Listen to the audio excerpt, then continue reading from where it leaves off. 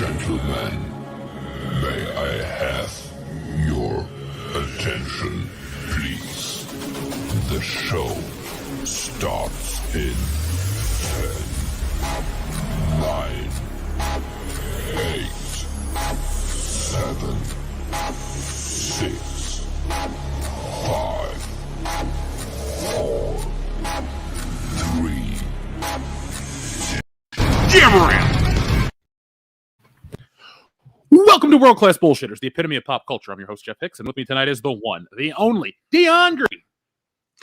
Baby, boys and girls, children of all ages. We're back. We're at it again. And make no mistakes about it, I won't randomly point a gun at you. I'm glad, because I want to feel safe in 2022. That man chuckling in the background is the last standing Samoan Big Rig Nick Utam. Well, if Deion's pointing a gun at somebody, I'm gonna be behind him. You know, Operation Human Shield. Operation Human Shield. And finally, American Ramrod Kendo Slice.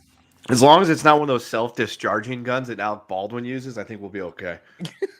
We should be fine. Where do I get a self-discharging gun at, Kendo? China. Self-discharging guns are us. Yes, folks. That is where you can get your self-discharging guns. But if you go to wokebusterscomics.com, you can get the Wokebuster comic, which we'll talk about in just a moment. So, boys, what is new? How you guys been? Been good, Nothing man. much, man. Everything's Just been doing fine. it big, working, shit going on at work. Just being foolish, man. Nothing new. I got Yeah, the man. coof. Oh God. Yeah. Tell the audience about that. How are you surviving out there, man? Fine. I feel like I have a mild cold. I had one day where I woke up and I felt really tired all day. I assumed it's because I was up really late the night before, which for me, being up late is anything past like 9:30 on most nights. And yeah, so I was just like tired, kind of got a little bit of headaches, probably allergies, sinuses, whatever. I'll be fine. And then had the sniffles Monday. Was like, no, not a big deal. Then the next day, the lady goes home early from work and wants a COVID test. So I try it too and see what happens. I pop positive for the coof. The Chinese got me, guys. They got him. They finally got him. Oh Jesus. Yeah, but other than that, I mean, I'm fine. I've like I said, I feel like I've had an extremely mild version of a cold, but I also got jabbed, so that probably is why. Yeah. So anything- So do you got Medea, right? That's the one you got, right? Yeah, I got the Medea jabs over the summer because when I knew I was going to be moving to a state that was a little bit more militant about said coofness, I was like, I probably should just go ahead and get this stuff done. So I got the coof, and which is funny because I was due for my boosting here at the end of the month if I wanted to go get boosted, and I'm like, maybe I'll do it just because it's burning through the population here. But when has that not happened historically? And it's just it I don't need to now. So now I've got like quadruple immunity or something like that. I don't know how it works. I'll have to do the math on it. Well, no, I think the way you get like super immunity is that you get your 2 shots and then somebody spits in your mouth. You suffer for about a week and then you're good for like the rest of your life. No, I'm gonna let you take care of that one. From what I understand, you're the one like taking shots in the mouth. Don't want to infringe upon your gimmick, sir. Listen, my health matters. Okay, God damn it. Now, Kendo, you were talking about sicknesses and healing and all this stuff, and sometimes we read comics where people can do that. They'll have healing abilities. It's a superpower. So, folks, we have a word of the day. We're going to get to it in just a second. But while we get to that, have fun with this this evening's game, this little prompt that we have. So give yourself the most useless superhero ability. I wrote this one down as a joke because it seemed really bad. But the ability to... Hold on. Where'd it go? Right here. Superpower ability to shit missile, or shissel. That's his superpower. That's his name. That is a terrible superpower. To shit Nice. what? A missile. A missile? Yeah, basically it's a turd at like supersonic speed. That's what he's talking about. I Oh, assume. so the turd becomes a missile. You don't shit an actual missile like this No, going. you shit an actual across the missile. hit. Oh, okay, all right. So you should an actual like You shit an like actual missile. like Tomahawk missile just comes out of you. Yeah. I feel like that's a stupid superpower. Yeah, you're gonna have to get your aim down some way, and that's gonna be really awkward. Yeah. Yeah, you can't just do that in the backyard or whatever. You got to go like to the desert, in the middle of nowhere, and really kind of practice your aim with that. Right. Great power comes great responsibility. Goddamn it. Oh god. The power to release internet gas, says the third turd. I Oh like my that one. God. There you go. Cesaria Japan wins already. Cesaria Japan with the super chat. Useless superpower ability. Solve Steiner math. I mean, he did it himself, kind of technically, because the math on that was sound. Hence, it's a useless superpower. Well, here's the one for you. Able to know the U.S. tax law in a single bound. Just anything and everything. Just know it by memory. That's Wait. kind of actually sort of important, probably, to know, because imagine all the money you could make being an accountant. No, but you know it at like an annoying level when you go out to like eat or go to like when you talk to people, whatever. That's all you talk about is just like the tax law and how they can save money all the fucking time. Ninja lawyer Steve already has his own superpower. My useless superpower: I can fart the ABCs. The ability to vomit wine. That's a good one. That sounds like Lena Dunham's superpower. Or the ability to piss blood. That's you just been hitting the kidneys. I don't know about that. Yeah, you may need to go check that out. Yeah. Damien 247 telekinetically controlled lint. There we go. Bear Business 1. My superpower. My fingers are always moist enough to flip through a stack of paper. Oh, Bear Business 1. With your new superpower, can I hire you to help fulfill books because my fingers go dry? Yeah, I was gonna say the ability to like bend spoons with your mind, because I know everyone's like, "Oh my god, that used to be like a charlatan's way to like do shit and trick people," but that is an extremely fucking useless ability to have, just to be able to bend spoons. Yeah, the only thing you can do is bend a spoon. That's it. You can't bend anything else. Just a spoon. Yeah, you're not like able to like cripple a bridge or something like that by using your mind to break the girders or anything like that. No, you can only bend a spoon. Now, if this was a lead spoon, could you bend that as well, or does that matter? No, it's just got to be the really cheap, regular, flatware you get from like, Dollar General. Gotcha.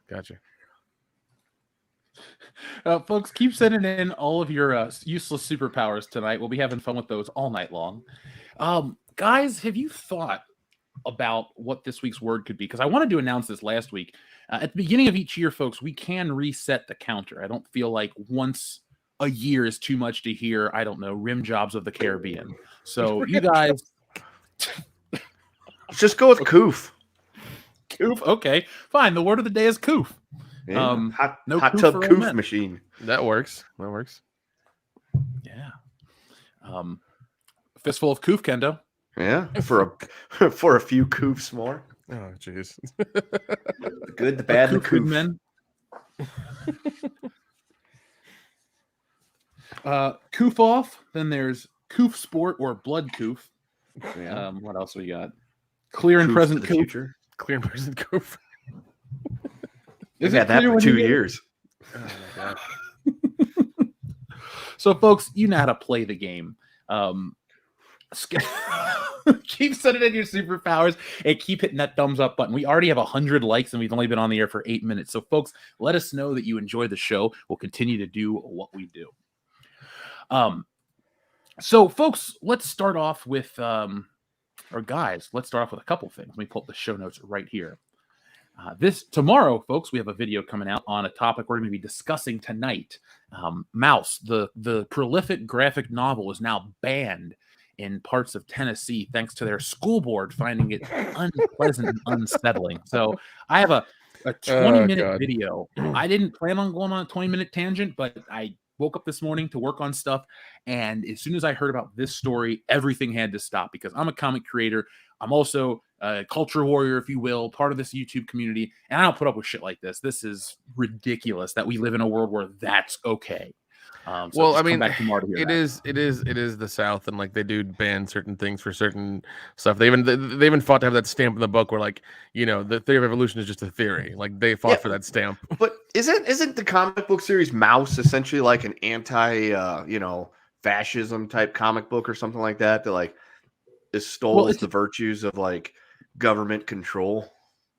Yes, it is the story funny. of Holocaust survivors told through, story of Holocaust told through mice, cats, dogs, and what's the other one? Bird? What's the other creature? Shit. Long story short, that's happening. We'll talk about that a little later because Nick, I wanted to ask you because you're down there in the South and you've heard some of the crazier shit that gets banned, so I thought we could have some fun talking about that. I don't know why you would ban that though, because it's not like it's that whole topic would be that whole topic's unsettling for a reason, because it was a horrible thing that's happened in the history of humanity. I mean, I figured it would be banned in a place like New York because they're like, oh shit, they're gonna find out our playbook before we implement it. Yeah, New York's where that's getting implemented, not somewhere like Mississippi. Mississippi Power. Mississippi Power. So, folks, we will talk about that in more detail today. Now, guys, this weekend is a big football game, and I know people are thinking, why are you covering football here on the channel? Well, it's the Chiefs versus the Bengals, and whoever wins is going to the Super Bowl. Kendo, you're a Chiefs fan. Yes. I'm from Cincinnati. I want to see the Bengals win. Are you excited for this Sunday? Yes, I am. I'm quite excited because it's the 4 best years that the Chiefs have ever had in my lifetime, or at all, actually. And the Bengals are good again this year, so you guys have a reason to be happy too. And no matter what, I hope it's a good game Sunday, and you guys end up crying. There it is. It is. I share the same sentiments. I will be wishing your team the best, but it's Joe Burrow, and they beat you guys last time, and they'll do it again. Yeah, well, that kitty goes meow shit's only going to work the one time, because as silly and as fucking ignorant, as stupid as Steve Spagnuolo is in refusing to adjust during a game, he's not that stupid enough to where he's going to let it happen, 3 weeks later. He can at least, because Andy Reid will grab him and he'll squeeze him by his little fucking square head and tell him to fix his defense and not let it happen again. So I think they'll game plan for it right this time, which means Joe Mixon will run for 400 yards. That's how it works. We either stop the receiver and give up 400 yards, or we stop the running back and give up 300 receiving yards. One of the two. I can't wait, though, because last weekend, all those games were great. I was surprised to see every game end the way it did. And what I really want, besides obviously the Bengals to win, is if they do make it to the Super Bowl, folks, I'm going to fly back to Cincinnati, go home, have a Super Bowl party, but I'll live stream stuff. We'll all get to partake in the fun. So, if you don't really have a stake in it, root for the Bengals because you get more WCBS content. I love that. I love that. That's the poll. That's a poll. And Ken is over here like, motherfucker. I mean, I could live stream during the fucking Chiefs Super Bowl game too. The only problem is one of two things is either going to happen. I'm going to be a belligerent prick that's happy, or I'm going to be a belligerent prick that's pissed off. Like last year, I don't even think I was that belligerent last year during the game. I was just crushed. Yeah. We were all constantly checking here. We were like, is Kid okay? Is he all right? Is he alive? Dude, 5 minutes into that goddamn game, there was already 2 flags on 3rd down and longs that were unnecessary and not penalties to help Tommy get a new set of downs. And Mahomes was running for his life because both of our tackles were gone. No. Yeah, I'm like, this is going to be a long game.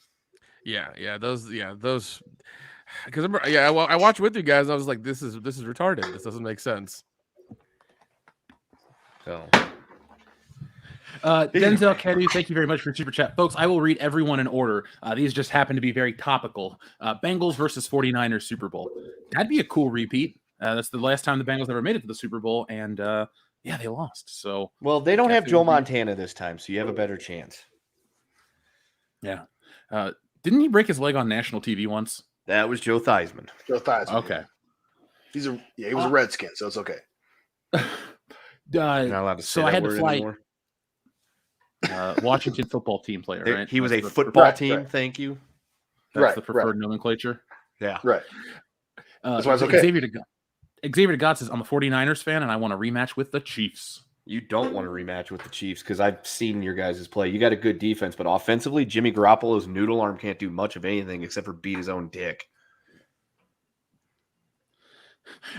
Pick and save. I like your title, Batman Mystery of the Koofleman. That is a deep cut to a reference that not a lot of people are going to get, so thank you. Now, speaking of thanks, let's give our thanks to our friend Ninja Lawyer Steve, who has gone out of his way to help us make a couple posters for Modalicious. Don't worry, that's our next topic right after this. Dookie was the word of the day a few weeks ago, and we have a couple titles. Now, we didn't share these, correct? I looked at these. No. All right, so first off, we have Dookie's in the Outfield, a flat-out wonderful movie. Then we have Enter an Age of Unknown Terrors, Pagan Worship and Virgin Sacrifice, When Dookies Ruled the Earth, starring Victoria Verti. By the gods. I mean, eat the wrong food and Dookies will rule your earth. Van Damme, Rodman, Rourke, Dookie Team, a slam banger, one of Van Damme's best. I'd watch that. It's a great movie. Nicolas Cage, Vampires Dookie. Ein Besindis Verungen. Why am I reading German? Up next is Dookie of Steel. I like this one quite a bit. We also have the $6 million Dookie. It's an expensive Dookie. Disney must have made that one. Any Lee Majors fans? Up next, we have the return of the $6 million Dookie and the Bionic Dookie. Together, they're indestructible. You should have said together, they're indigestible. Yeah. Yeah. The Bionic Dookie showdown. Bullock goes Bionic.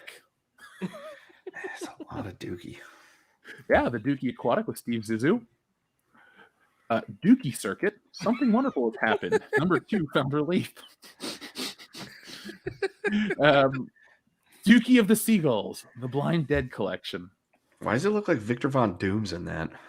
That's Victor Von Dookie. Oh, Victor Von Dookie. The martial arts classic is back and better than ever. Master of the Flying Dookie Ultimate Edition. It's a mead turd. Cut off your head clean. New footage. Brand new 35mm print. Subtitled for the first time. Nice. Dookie Saurus and Monster Turds. There's also Operation Dookie. That's great. Oh, that's funny. And you got the Disney logo on it and everything. That's wonderful. Plopping this summer. A story about big dumps and small miracles. Pee-wee's Big Dookie. Yay. The story of a rebel and his anus. All right, kids. Today's secret word is explode. Tell him Large Marge shat you. Oh my God! There's Charlie and the Dookie Factory. Oh, that's I love Course, it. that's a classic. I love it. Well, because I know underneath the hat for anybody listening is a combination KFC and Taco Bell underneath the title. Yeah, that's wonderful. I think this works because of Amber Heard. Just saying. Doctor Strange and the Dookieverse of Men. Wow. You know what? That was a great one. I love Doctor Strange. I love Mr. Hanky. A fun flick with a lot of heart. Dion Green, world-class bullshitters. What's the film? Dookie Terrier. I don't know about this one, boys. I'll always bet on the horse that took the biggest shit in the paddock. That's what I've been told. I just love Dion's approval right here at the top. he looks so happy. That boy's good. He's big, he's bad, he's in trouble. Hulk Hogan is Mr. Dookie. Dookie. He put Turbo X on. Well, Ninja Lawyer Steve, thank you very much for all your Dookie posters. Folks, if you want to send us movie posters and titles and stuff, you know what to do. worldclassbs@mail.com. Thebestmail.com. Like I said, folks, I have purchased our domains. I'm going to link those, and we will have our WCBS Gmail or email accounts very, very soon. Now, guys, tonight we're going to get into the wrestling, not as late as always because we have Royal Rumble predictions, so that's kind of important to cover. But before we do that, folks, go over and back Ghostbusters right now on Indiegogo. Or you can do what I did, not actually do what I did, but you can just follow the link wokebusterscomic.com and you can find it there as well. So if you don't want to look for an Indiegogo link or try to tell people about how to search it, it's easy. Just go to wokebusterscomic.com and it'll take you right there. You can pre-order yourself a copy and you can get the coolest comic coming in 2022. Now, folks, we're still quite a ways away from our goal. We only have 16 days left, and we want to hit some new milestones. So once we have our 200th backer, we will unlock the Froskin magnet. So magnet number 1 is Wokebuster Jeff. Magnet number 2 will be Froskin. Magnet number 3 will be the Stay Woke Triggly Puff Ma'am, and we'll continue to grow as we get more backers. But folks, we're going to share the screen right now to our wonderful mods. If you guys could drop the link all night long. But folks, we're in the final stretch. Go to www.wokebusterscomic.com and get yourself a copy right now.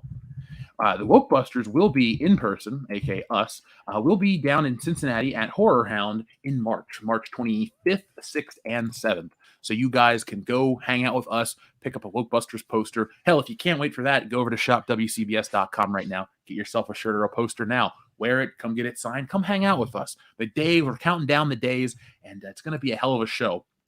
Guys, have you looked and seen some of the guest lists that's going to be there? No, I have not. Yeah, they're having a Scream reunion is what it looks like. They got Nev Campbell, they got Skeet Ulrich, and Matthew Skeet. There's a couple people from the thing as well. We have Keith David. Who else is here? Tom Waits and Joel Polis. Also, Tom Atkins and his mustache are going to be there, so that'll be nice. Now, is it extra to get an autograph with the mustache, or is Tom pretty cool about that? I think he's cool about that, but it's always good to ask. It's always good to ask.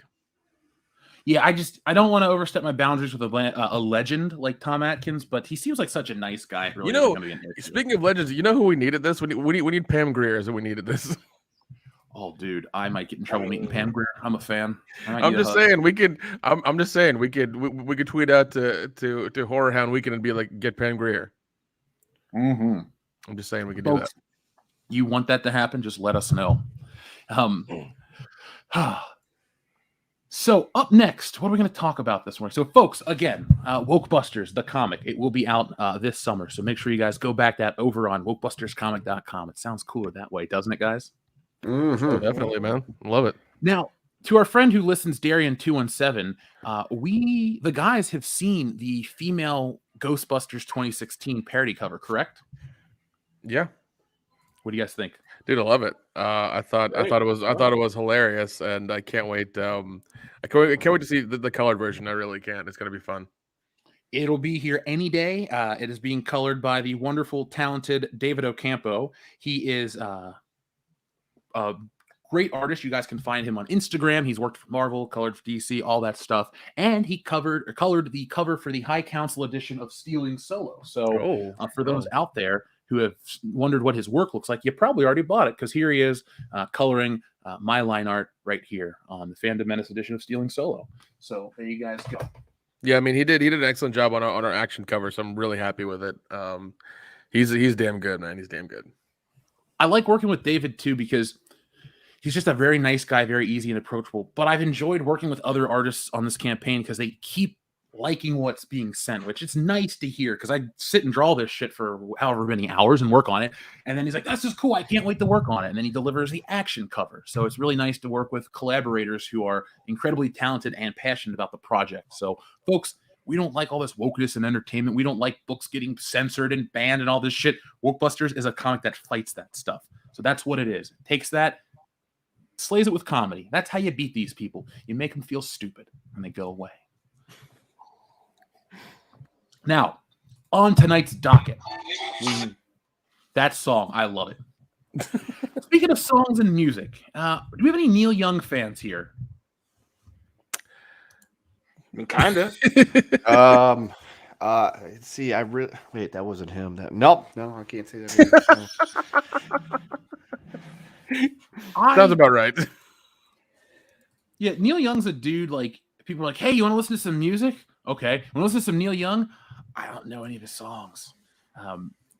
He's a guy. I know the name. I'm sure I know some of his music. I'm just being funny, but he's not a favorite. Have you guys heard about him in the news this week? Yeah, He got real angry at Joe Rogan for his for his podcast and said, fuck it, I'm leaving Spotify. It's like, okay, you do Nobody that. cared.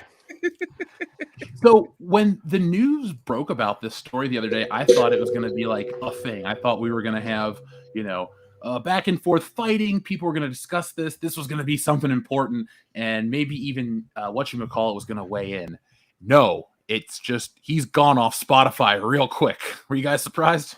It was just no, because they spent $100 million to get Joe Rogan's show. I mean, don't get me wrong. Don't take fucking medical advice from Joe fucking Rogan.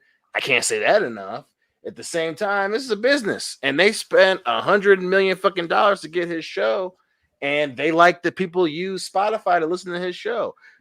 Whatever you feel about Joe Rogan, that ain't gonna change because Neil Young said something. So yeah, they're gonna stick with Joe Rogan. ONITT on it. That's on it.com. Yeah. Yeah.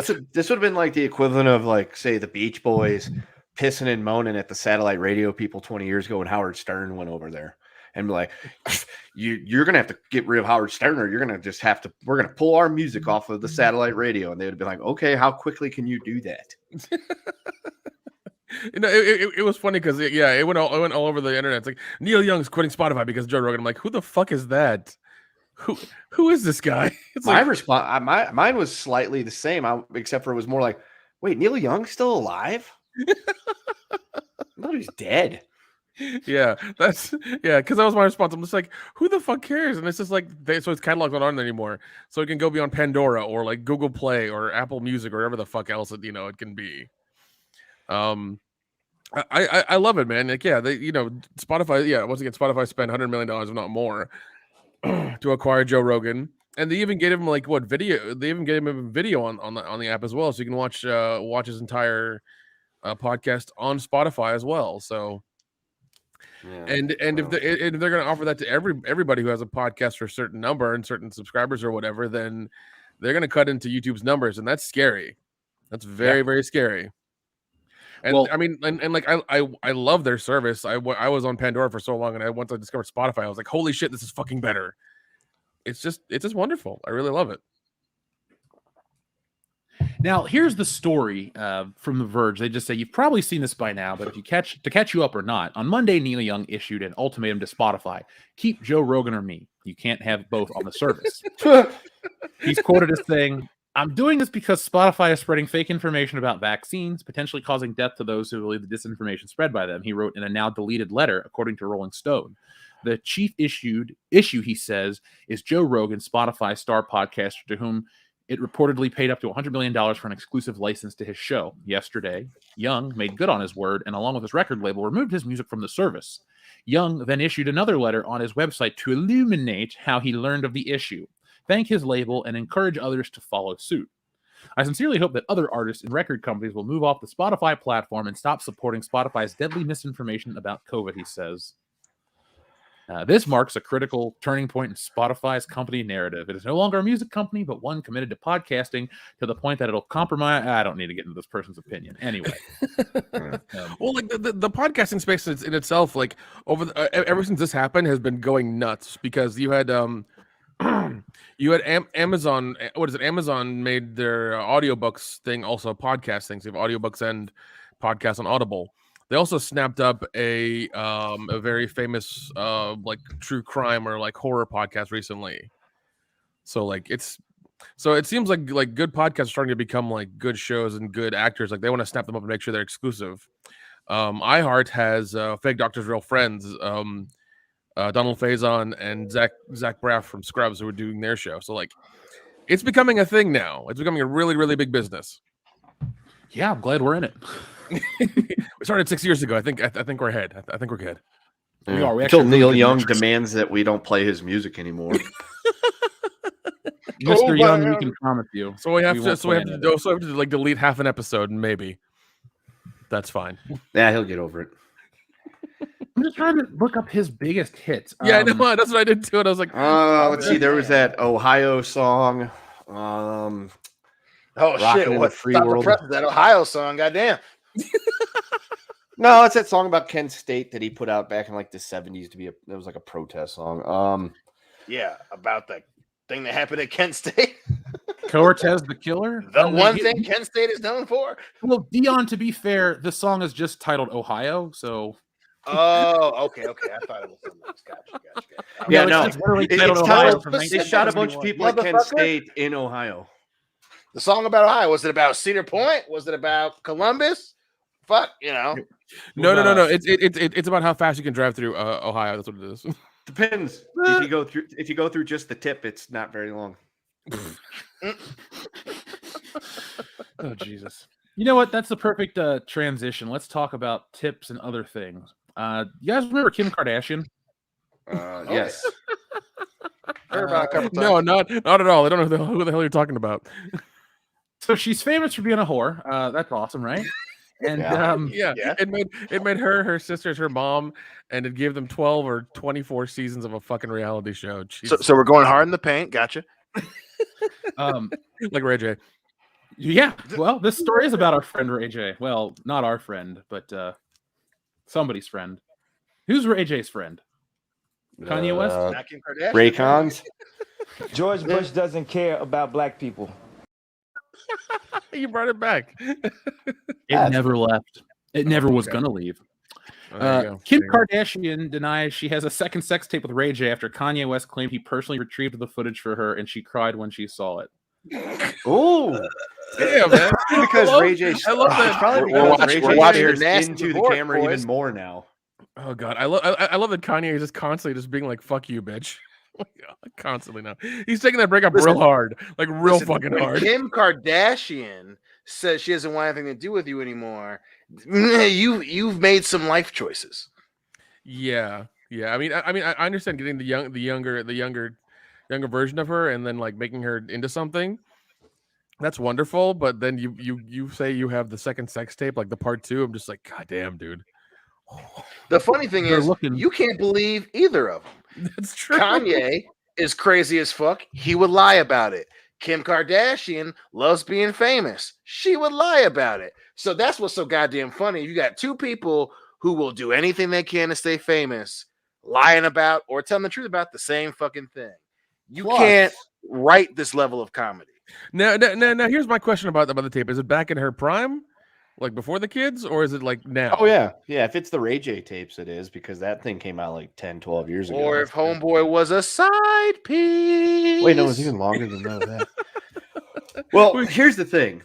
They already made one tape, so there's a good chance that it happened more than once. Because usually you don't just say, all right, we're going to film ourselves having sex, and we're only going to do it just the one time. Jesus Christ, kid, how many sex tapes do you have, sir? I don't know, like 86. God damn it.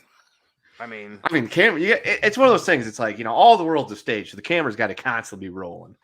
I'm never coming over to your place and using the bathroom ever again. It's not the bathroom you have to be worried about. It's the couch Yeah. and the kitchen. The bathroom. We call that Chuck Berry cam. Yep. Go. Yeah, I got that reference. Oh my god. Oh, Jesus. So there might be a narrative to this, so let's just laugh at people. Anyway, Kim Kardashian has responded to claims made by her ex Kanye West about the existence of an unreleased second sex tape with Ray J. Rumors around part 2 of Kim and Ray J's infamous sex tape have been circling for months, ever since Ray J's former manager, Whack 100, publicly alleged that he had it last year. On a podcast appearance in September, Whack 100, whose real name is Cash Jones, not much better. That's but at least you can say it, Cash Jones. Which one of those is the make-believe name? Cash Jones. No. His mom and dad named him Whack 100. I mean, his mama calls him Whack 100. I'm gonna call him Whack 100. His dad was Whack, and that's how they do Junior in that family. So his kid will be Whack 200 or Whack 1000. So, how many Takeshis are there if there's Takeshi 6969? 68. The ones that aren't in jail. Yeah. There's a lot. Or the ones who are about to get whacked by somebody else that they turned over in the they snitched. We got to on. kill every someone's Takeshi 69 to boyfriend. make sure we get the right one. There you go. Stupid. I think it's easy to find. It's a walking rainbow. Little short ass Puerto Rican with shitty hair. There you go. Our friend Cash Jones had this to say. All I know is Kanye, holla at me, bro, he said when asked if he'd seen the 2007 sex tape. We got part 2 on the laptop. Ain't never been seen. We'd love for you to have it. At the time, Kim's lawyer, Marty Singer, spoke out against Jones, calling them unequivocally false, though neither Kim nor Kanye publicly addressed the allegations. But earlier this week, Kanye, who legally changed his name to Ye last year, discussed the alleged footage for the first time during a wide-ranging interview with Hollywood Unlocked on January 24th. In a conversation with Jason Lee, Ye firstly shared his thoughts about Kim Kardashian, which we're going to skip. Unless you guys really care. Do you want to care? No. Do you care? No. Just skip it. Yeah, I don't either. Anyway, going to discuss people who intentionally do things, blah, blah, blah. So going on to discuss people who intentionally do things to be mean, Yee suggested that he is especially hurt by the on-screen kiss because that same night he allegedly had taken it upon himself to retrieve the apparent footage of Kim. This man just sounds crazy. I went to go get the laptop from Ray J myself that night, Yee claimed, of the alleged unreleased footage. I met this man at the airport, then got on a red-eye flight, came back and delivered it to her at 8 a.m. in the morning, he added. And Yee went on to allege that after delivering the laptop to Kim, she cried when she saw it. I gave it to Kim. Okay, so first off, Kanye West is James Bond. His ass got on a fucking red-eye flight and retrieved the laptop. Double OD. Wait, hold on. He got on a red-eye. He didn't have a fucking private jet fly him out. What an asshole. I thought he was a billionaire. That's what I thought too. No. You know, even lyrical geniuses and voices of a generation, they sometimes they like to just fly coach because they want to, show everybody that they're one of us too. Or they called their pilot and he said, "No, I'm not fucking driving out to Las Vegas at 2:00 in the morning. I will see you tomorrow, Yee." That's probably what happened. He's like, "Fuck, now I gotta fucking go get a red eye." But then that I paid for and taking my shit, especially to go get some goddamn sex tape from some chick from 2007. He said, "No, bitch, call me tomorrow. I'm in bed with my Puerto Rican wife. Good night."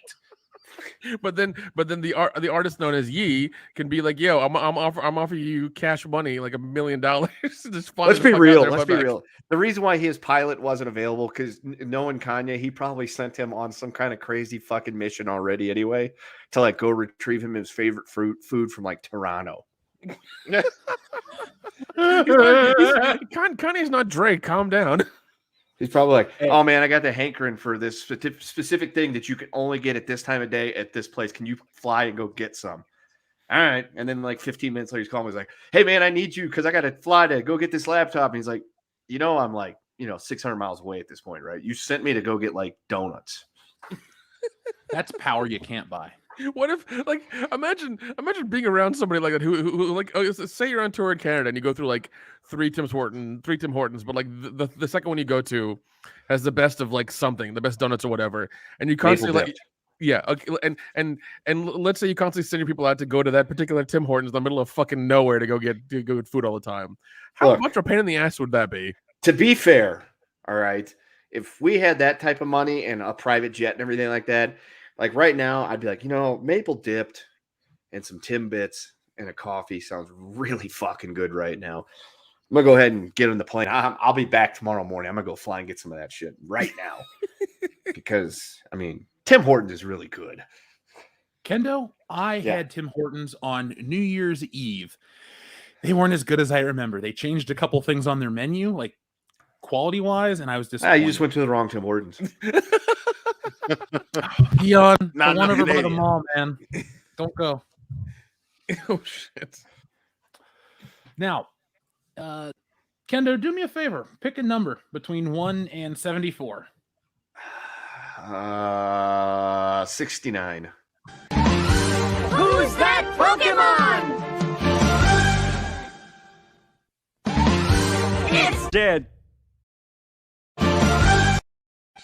Damn.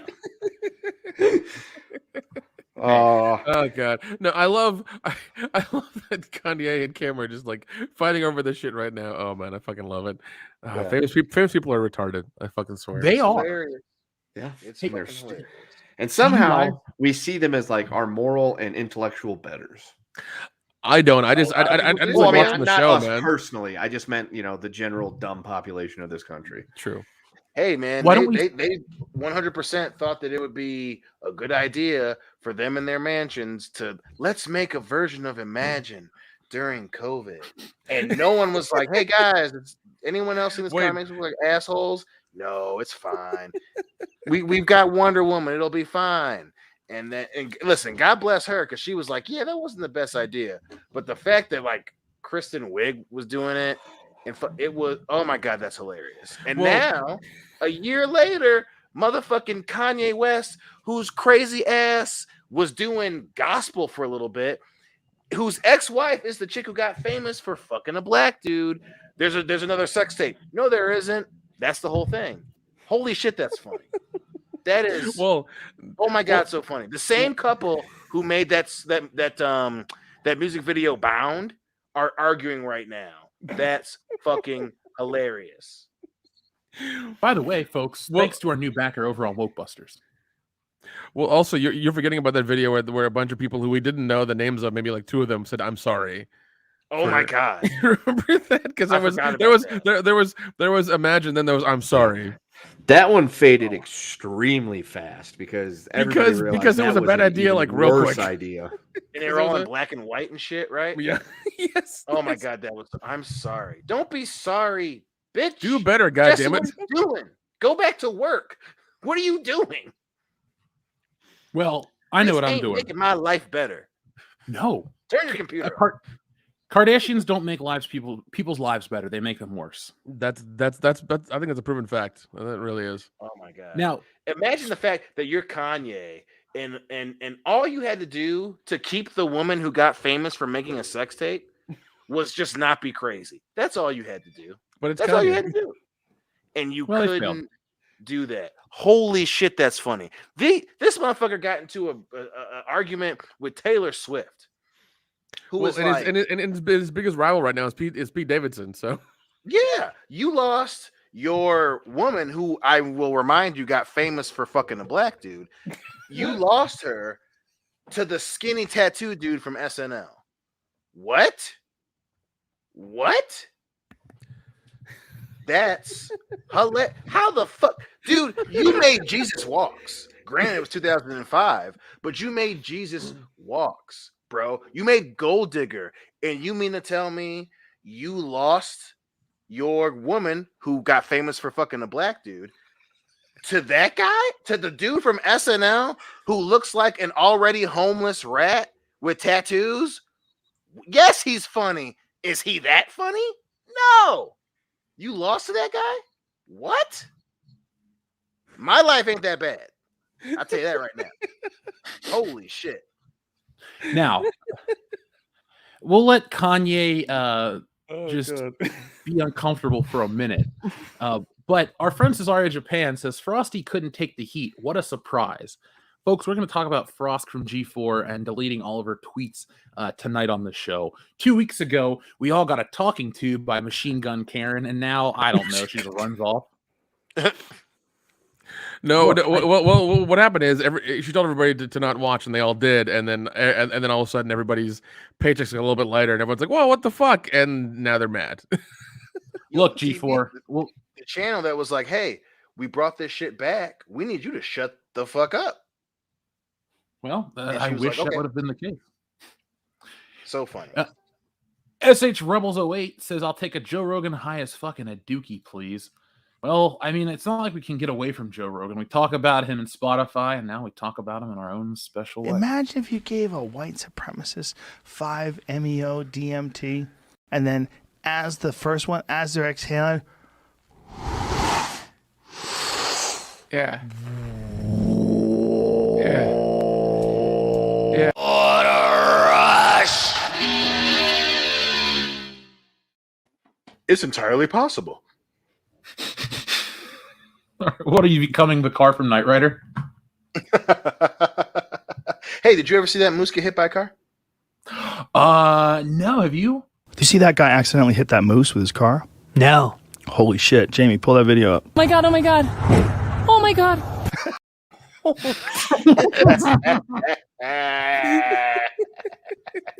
I love animals, but I love that video. I love animals, and I will never not laugh at that shit. Also, this was requested. What's that smell?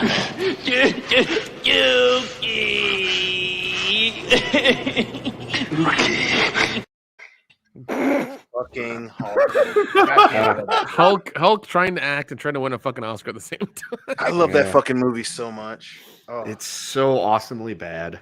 Yeah, it is. What's that smell, brother? Dookie. Dookie?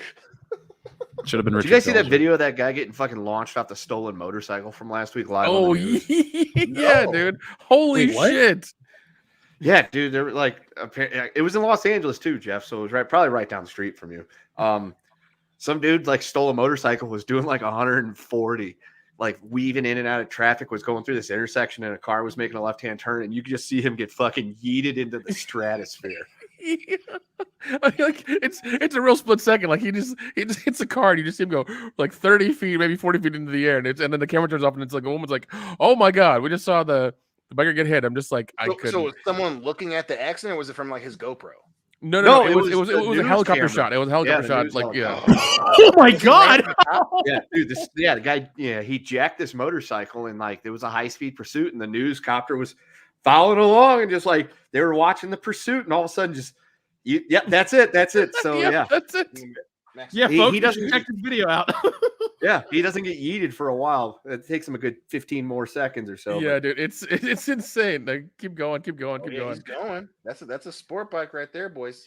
Yeah, Yeah, he's picking up some booking. speed. If you look, the speed's there on the screen, 130, 135. Yeah. Oh my god. Like he's That's going. fucking Okay, we're gonna pause it real quick so we alright. don't get hit with one of those stupid copy strikes. An episode from 2 weeks ago got taken down by the WWE. For what? Of course it did. Because it wasn't Of good fucking shit, I course guess. it did. God damn. Like It didn't make Roman look strong. just Oh. seriously, like We didn't just put Roman one over thing. hard Like, enough. hey, we want the fans to get back on our side. Let's fucking strike YouTube channels right now. That'll do it. That'll make people watch our shit. Yeah. Just keep striking deep channels. Yeah, they'll eventually love us. Like, go fuck, WWE. Vince, go fuck yourself. Look, I am literally only going because I get to Hey, spend. here we go, the here we first go. 28 weeks Here we with go, my here we best go. friend. That is the only fucking reason I'm going. Holy shit! And I like how the news right there. That fucking face. That genuine reaction from Dion. God damn it, dude. He just saw it. Holy shit! Yeah, he got fucking just. He isn't gonna make it to Rush Hour 3. No, yeah, he's dead. He died. We have just seen. Sorry, we just saw that. She's Like like trying not to watch laugh. someone She's die trying in not to front of laugh. car there at the intersection. Again, this was a police pursuit. Thanks, lady. Yeah, she's That's trying not to laugh. probably why we shouldn't broadcast that, America, because that shit can happen. Holy shit! Yeah. Oh, God. Yeah, ouch. Moving on though. He has just got the something- Christopher Reeve treatment, ladies and gentlemen. I think he got the Ryan. Listen, Dunn. listen. He at least survived for a while afterwards. He just fell off the back of a horse. This No. guy, I don't think he's come down yet. I'm so high, my God, Nabby. No, Exiled Martyr. My friend Exiled Martyr 96 says Will Ferrell was right. Peter Dinklage is an angry elf. Exiled Martyr. We're going to be talking about Peter Dinklage's Oh my comments tonight for sure. This is like the best week for this show. So, folks, just go open a new tab and Strap in, motherfucker. Primer. Strapping better than that fucking motorcycle rider. Yeah. Where Just wear some bubble wrap next time. God damn. Yeah. He was just trying to get a free flight. He was going to try to catch it as it was going past. Oh. Ouch. So up next was our friend Primer that says, "Hail WCBS! Disney just released the itinerary for the Galactic Star Cruiser Hotel. Sadly, clapping Twi'lek cheeks isn't an option. Dookie button." Well, since you asked for it, What's that smell?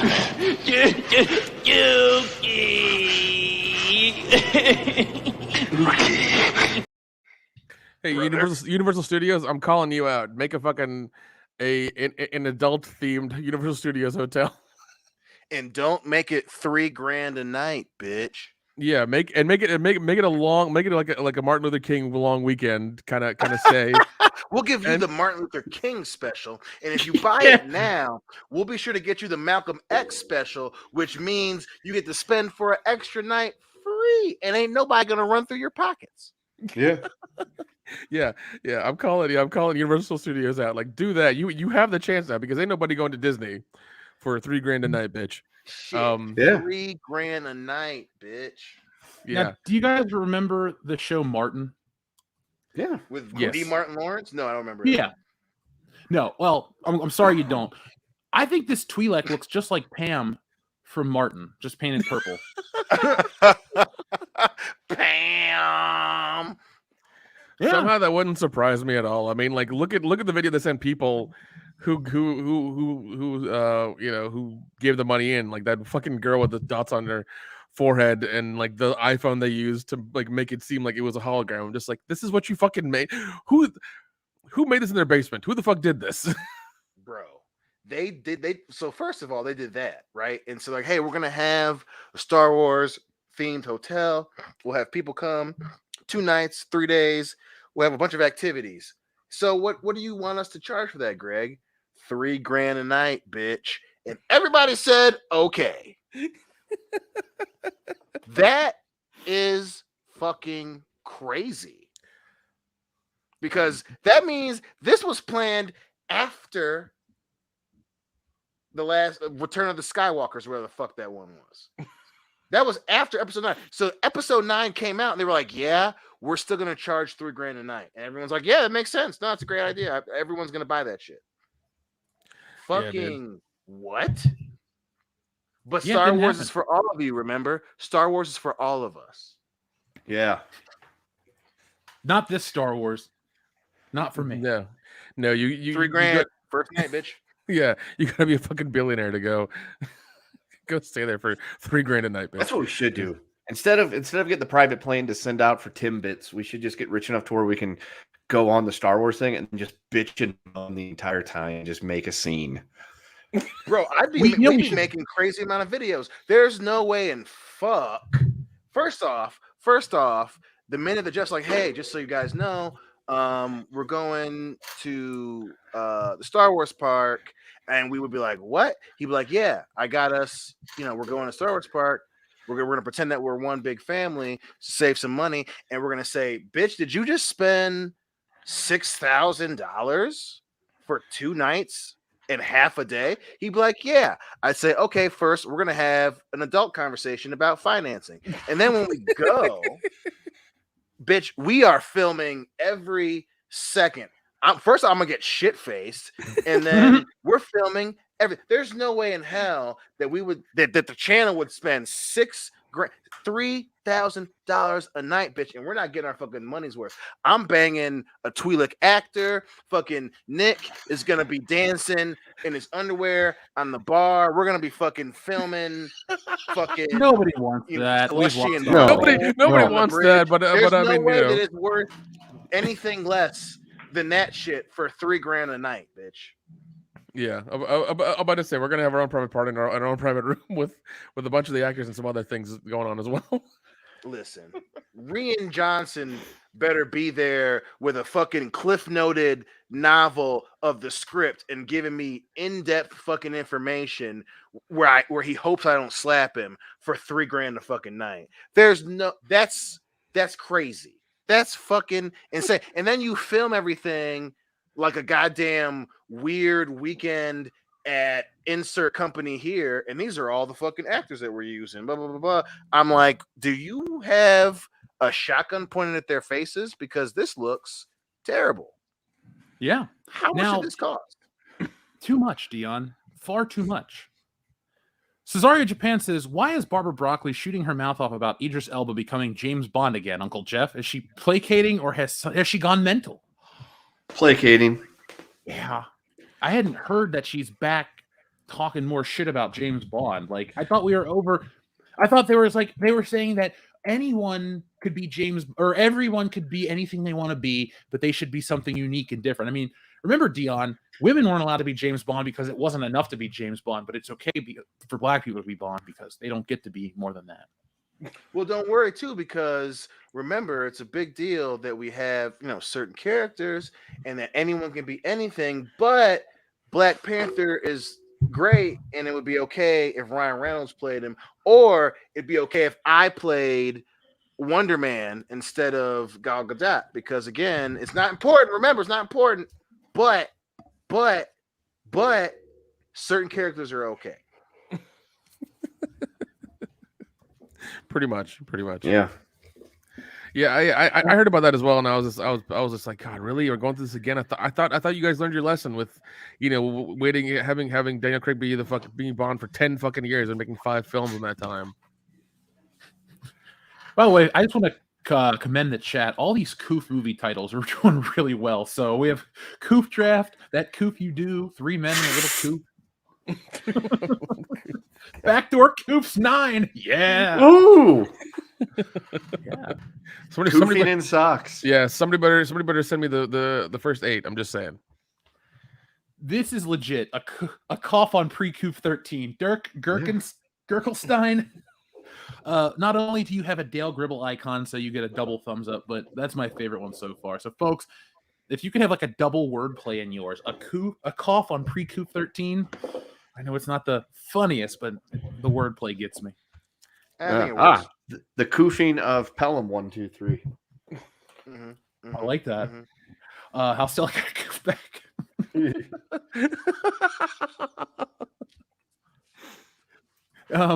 Now our friend, let's see, SH Rebels 08, thank you very much. Who was next? All right. So, SH Rebels 08 was next. He asked for a messages and a horse for Dion. So, folks, we're getting ready to talk about Minnie Mouse and her pantsuit. Don't worry. It's going to be a special kind of topic. Isn't that right, guys? Minnie Mouse and her pantsuit of power. Oh, God. Yeah. I'm getting turgid at the thought of a pantsuit. Oh. Message!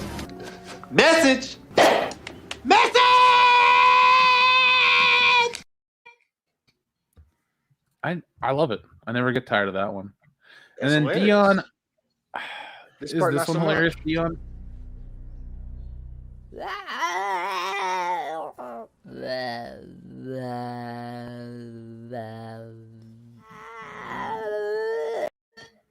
I will get up and go to bed right the fuck now.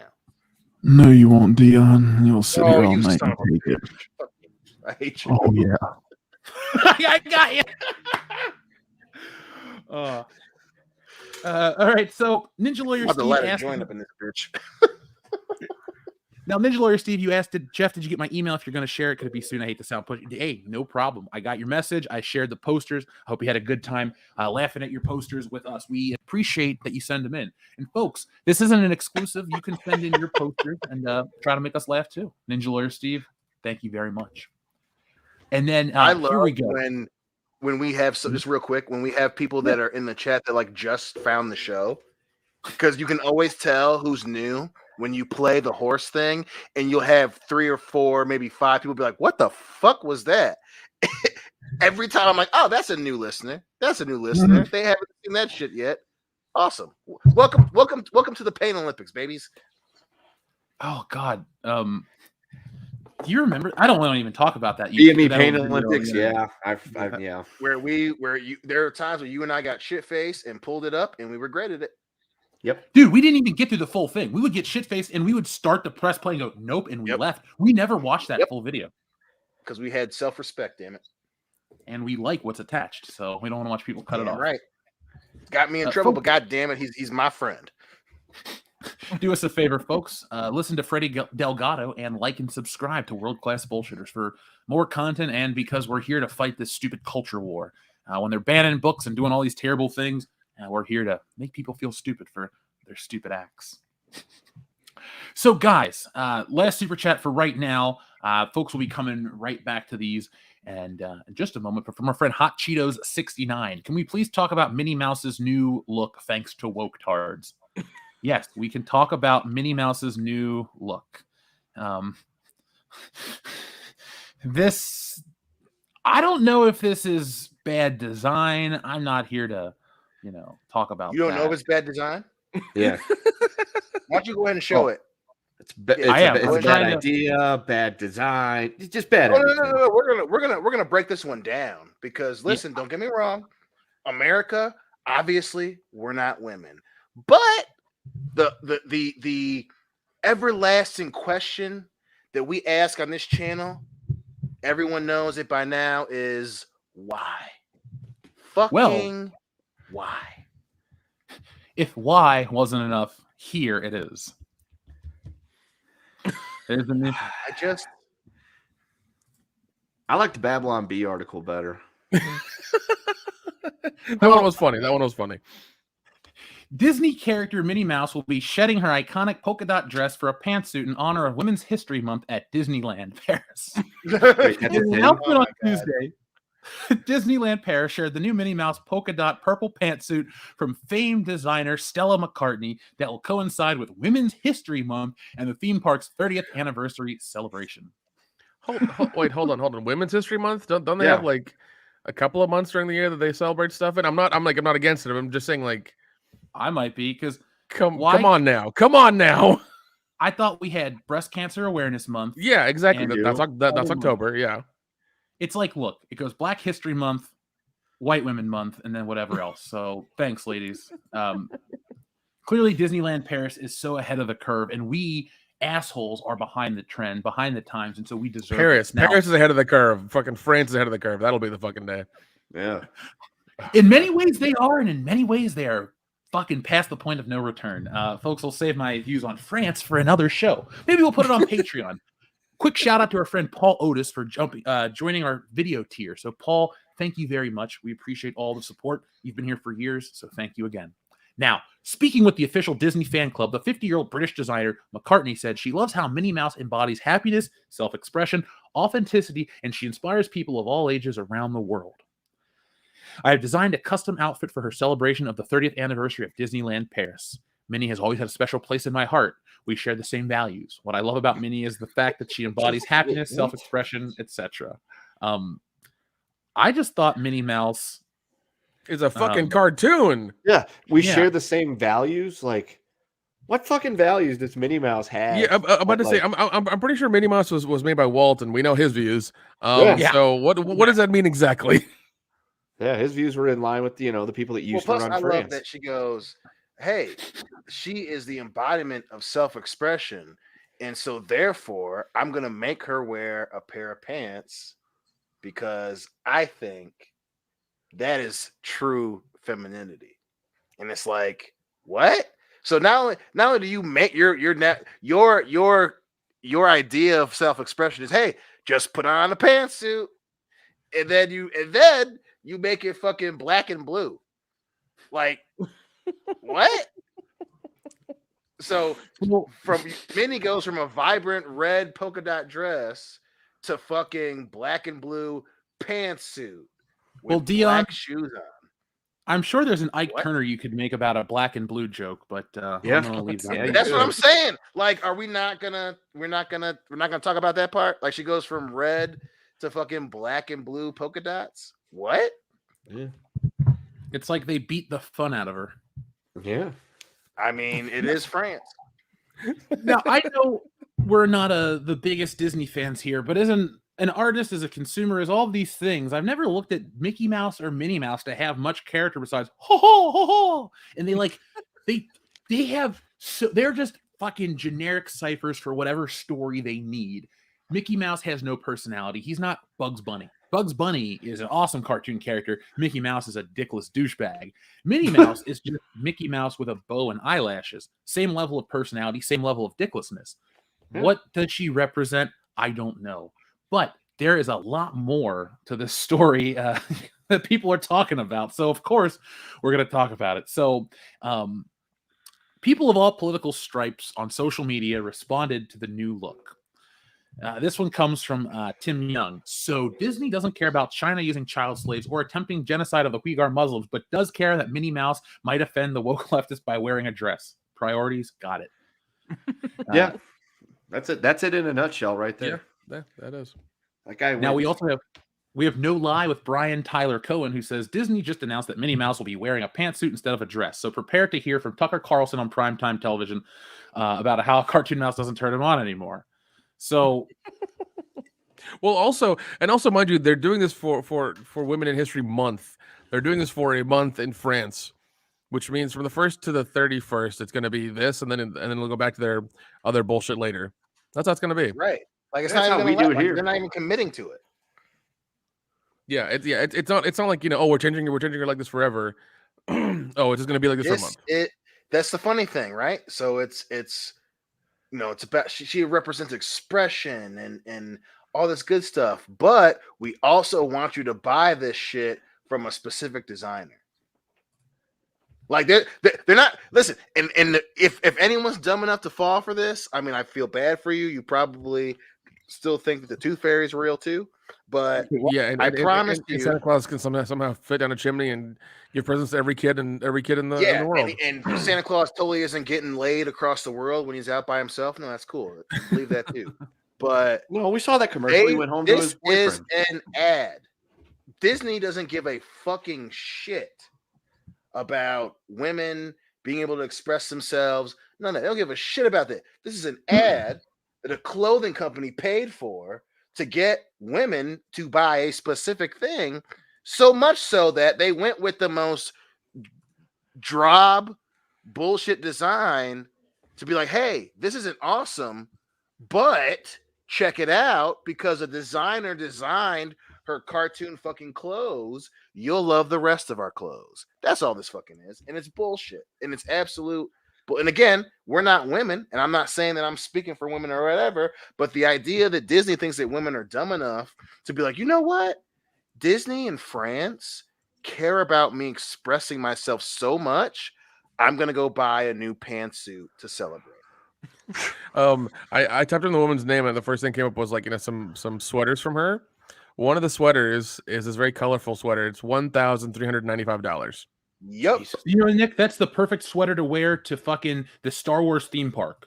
You know, your $6,000 a night dinner. I hope somebody spills a fucking $20 ice cream on it. I swear to God, dude. Disney. If you want a bad decision, just do what Disney does, because every week something new happens. They just don't care, man. They just don't care. Like, it's constant. And again, even if you think that, hey, maybe this is just a new day, a new age, a change in our culture, baby, it's Disney.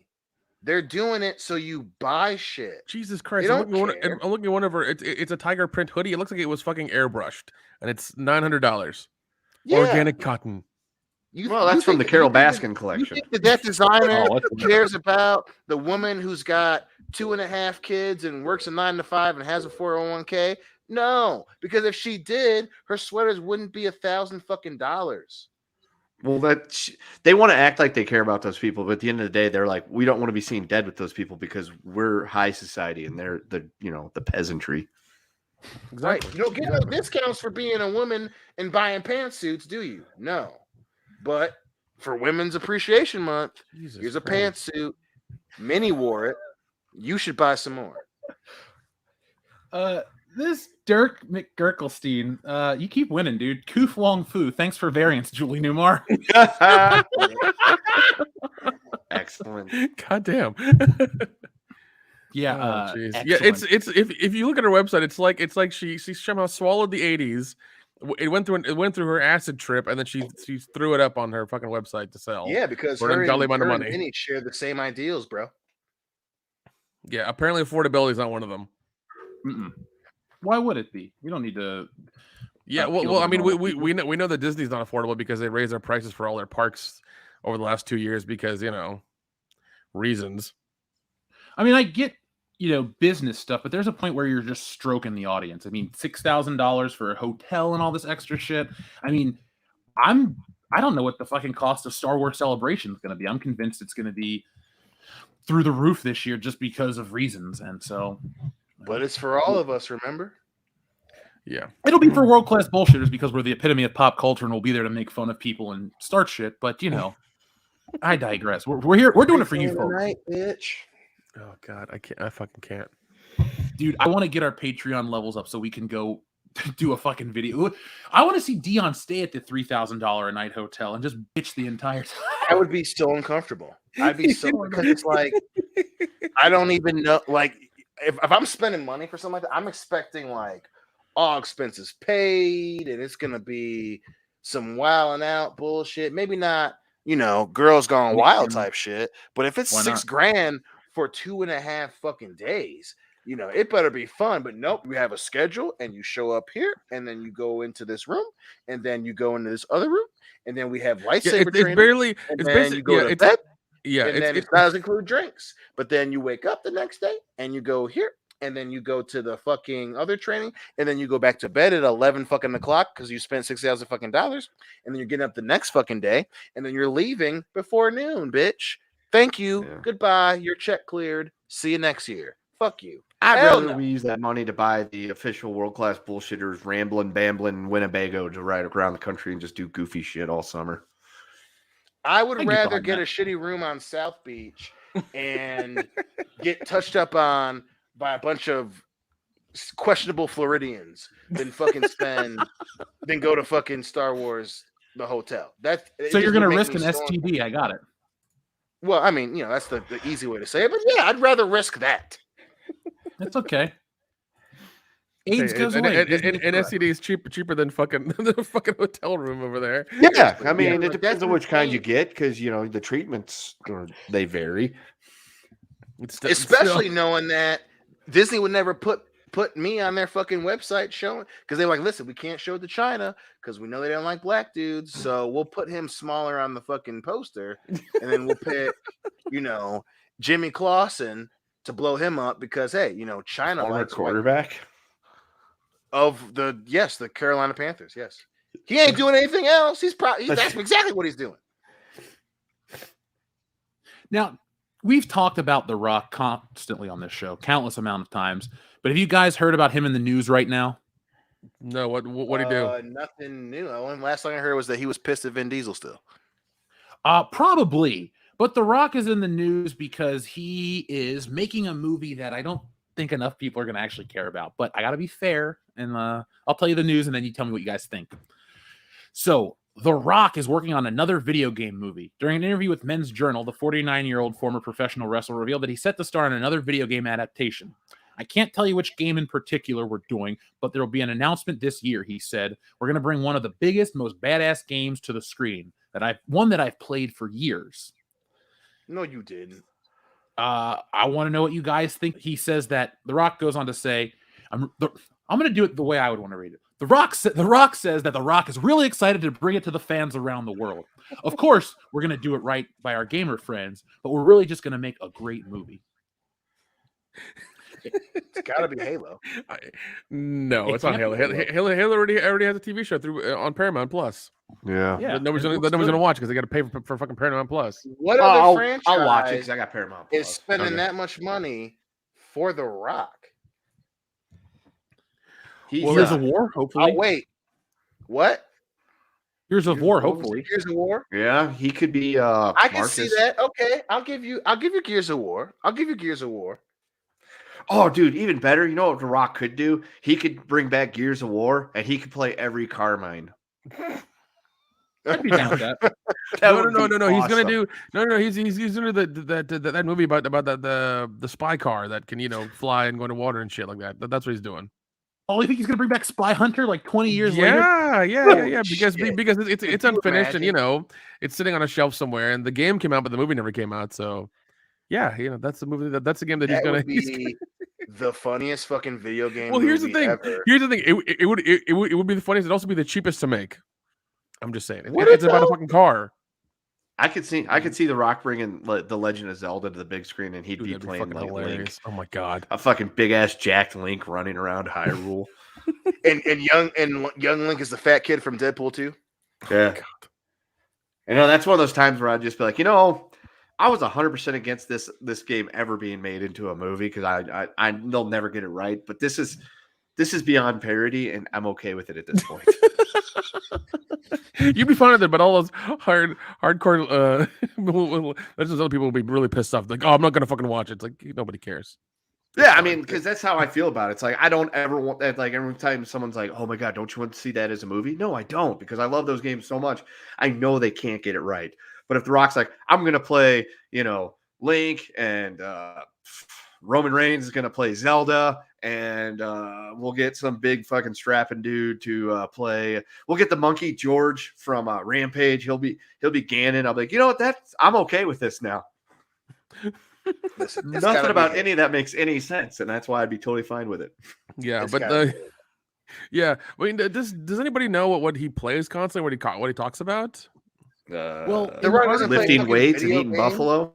Yeah. Oh, Well, God. to be fair, Dion, he does, because I remember as a kid, I got this magazine from the WWF that talked about this car that The Rock had that he would travel in, and he had like a built-in Dreamcast, and in the article it's quoted as saying his favorite game's Madden. So I mean, that's kind of a generic ass answer. Oh, he's gonna bring tells you Madden to all the you big need to know. screen. If his favorite fucking game in the 90s is Madden, he doesn't play fucking video games.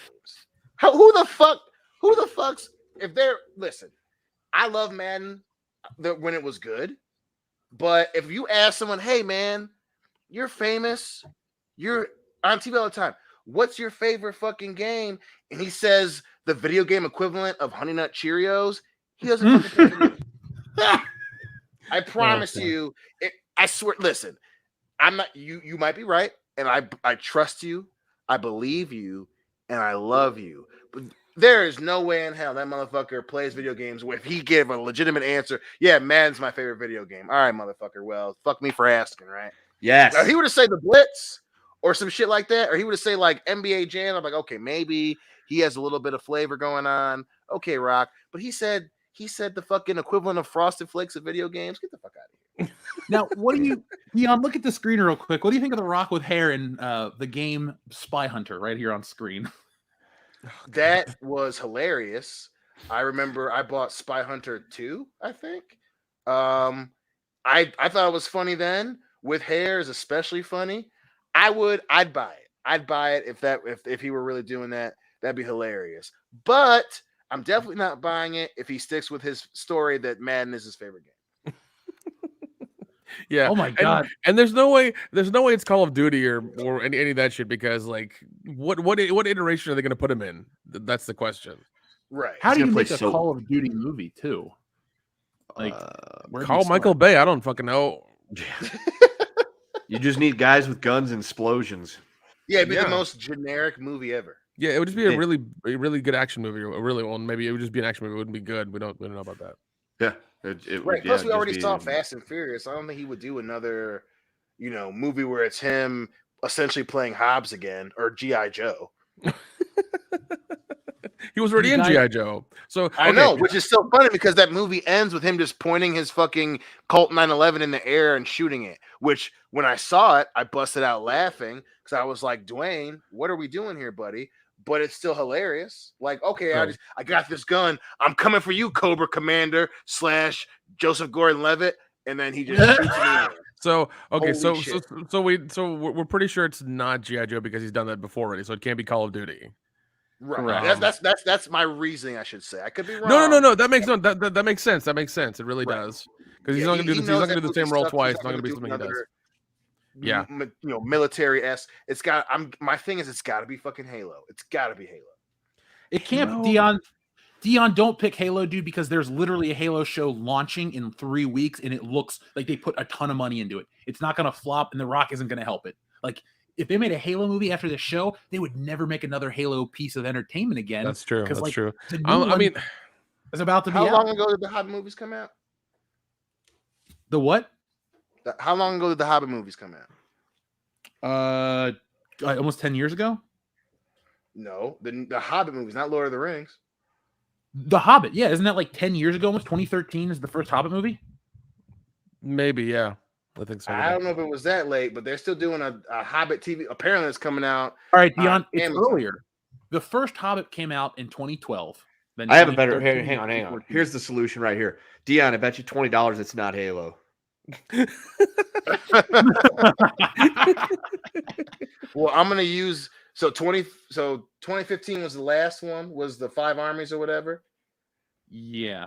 So that listen, the thing, TV shows and movies don't have to be the same studios that own them. Obviously, with TV rights and movie rights, depending on the franchise, can be very different.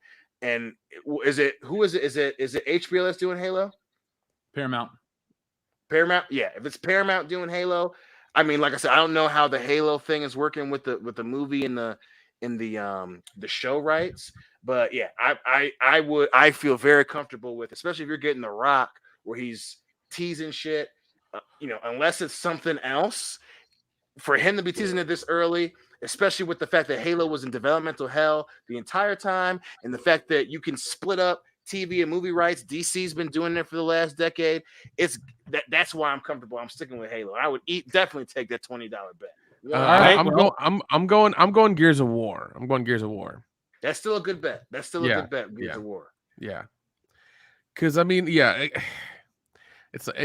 can't be. It can't be. I'm pretty sure it's not going to be Call of Duty or anything in any of the military-based games, because he's done that already.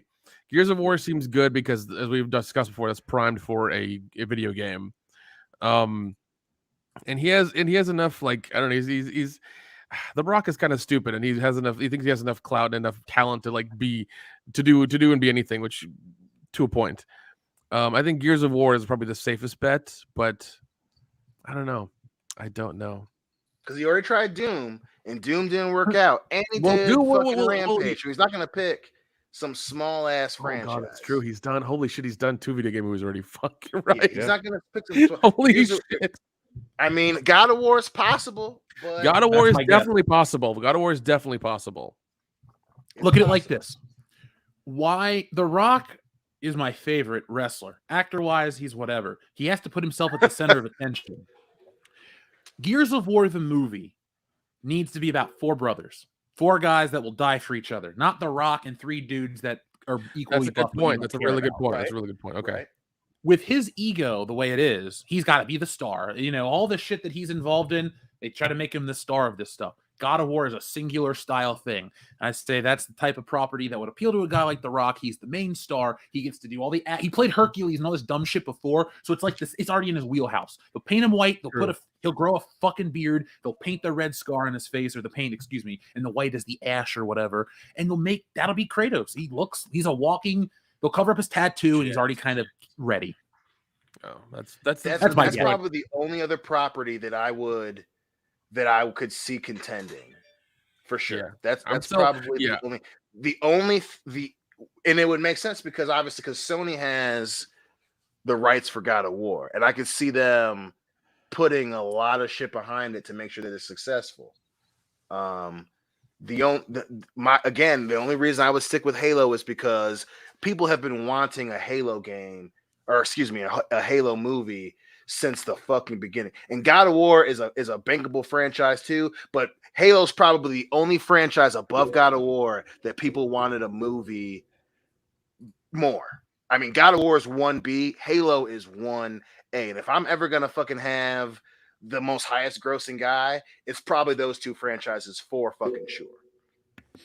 I'm still going Gears of War just because I think that might be. It's still a good. Gears of War is still a good bet, man. Yeah, he's probably not going to do the actual any one of the video games. He's probably going to get the basic story and make it and make him a different character out of the fucking video game or out of the universe or whatever. But is Gears of the only reason I'd be hesitant to pick Gears of War is it going to be rated R? It needs to be, because so much of that story is violent and ugly. It's war. I don't think you should be able to make a PG war movie or a light, funny one, unless you're telling like a real story about maybe some guys who overcame adversity during a war or something cool. But this is Gears of War. This is the fucking gun has a chainsaw attached. Dude. Exactly. You need to have viscera and gore. You need to call up Tom Savini and get that level of violence and gore in this shit, because that's what the game is. Now would The Rock do a rated R video game movie? He already has. Yes. Doom is a rated R video game movie, and it didn't do well. Yeah, but the thing is, The Rock will do R-rated content as a big star. It's never been like look, he tried the Gears Disney of War route. was PG-13, wasn't it? Or Gears of War. Fuck. Fast and Furious was PG-13, wasn't it? Oh yeah, I think so. Yeah. So he will do rated R, but if we're talking blockbuster, and if for him to talk about it, it's got to be blockbuster.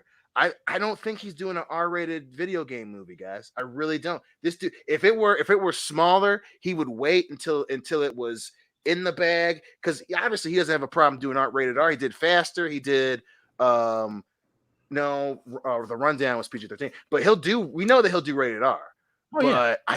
If we're talking blockbuster, especially after how successful his last 4 movies have been, I don't think he goes rated R, boys. I really don't.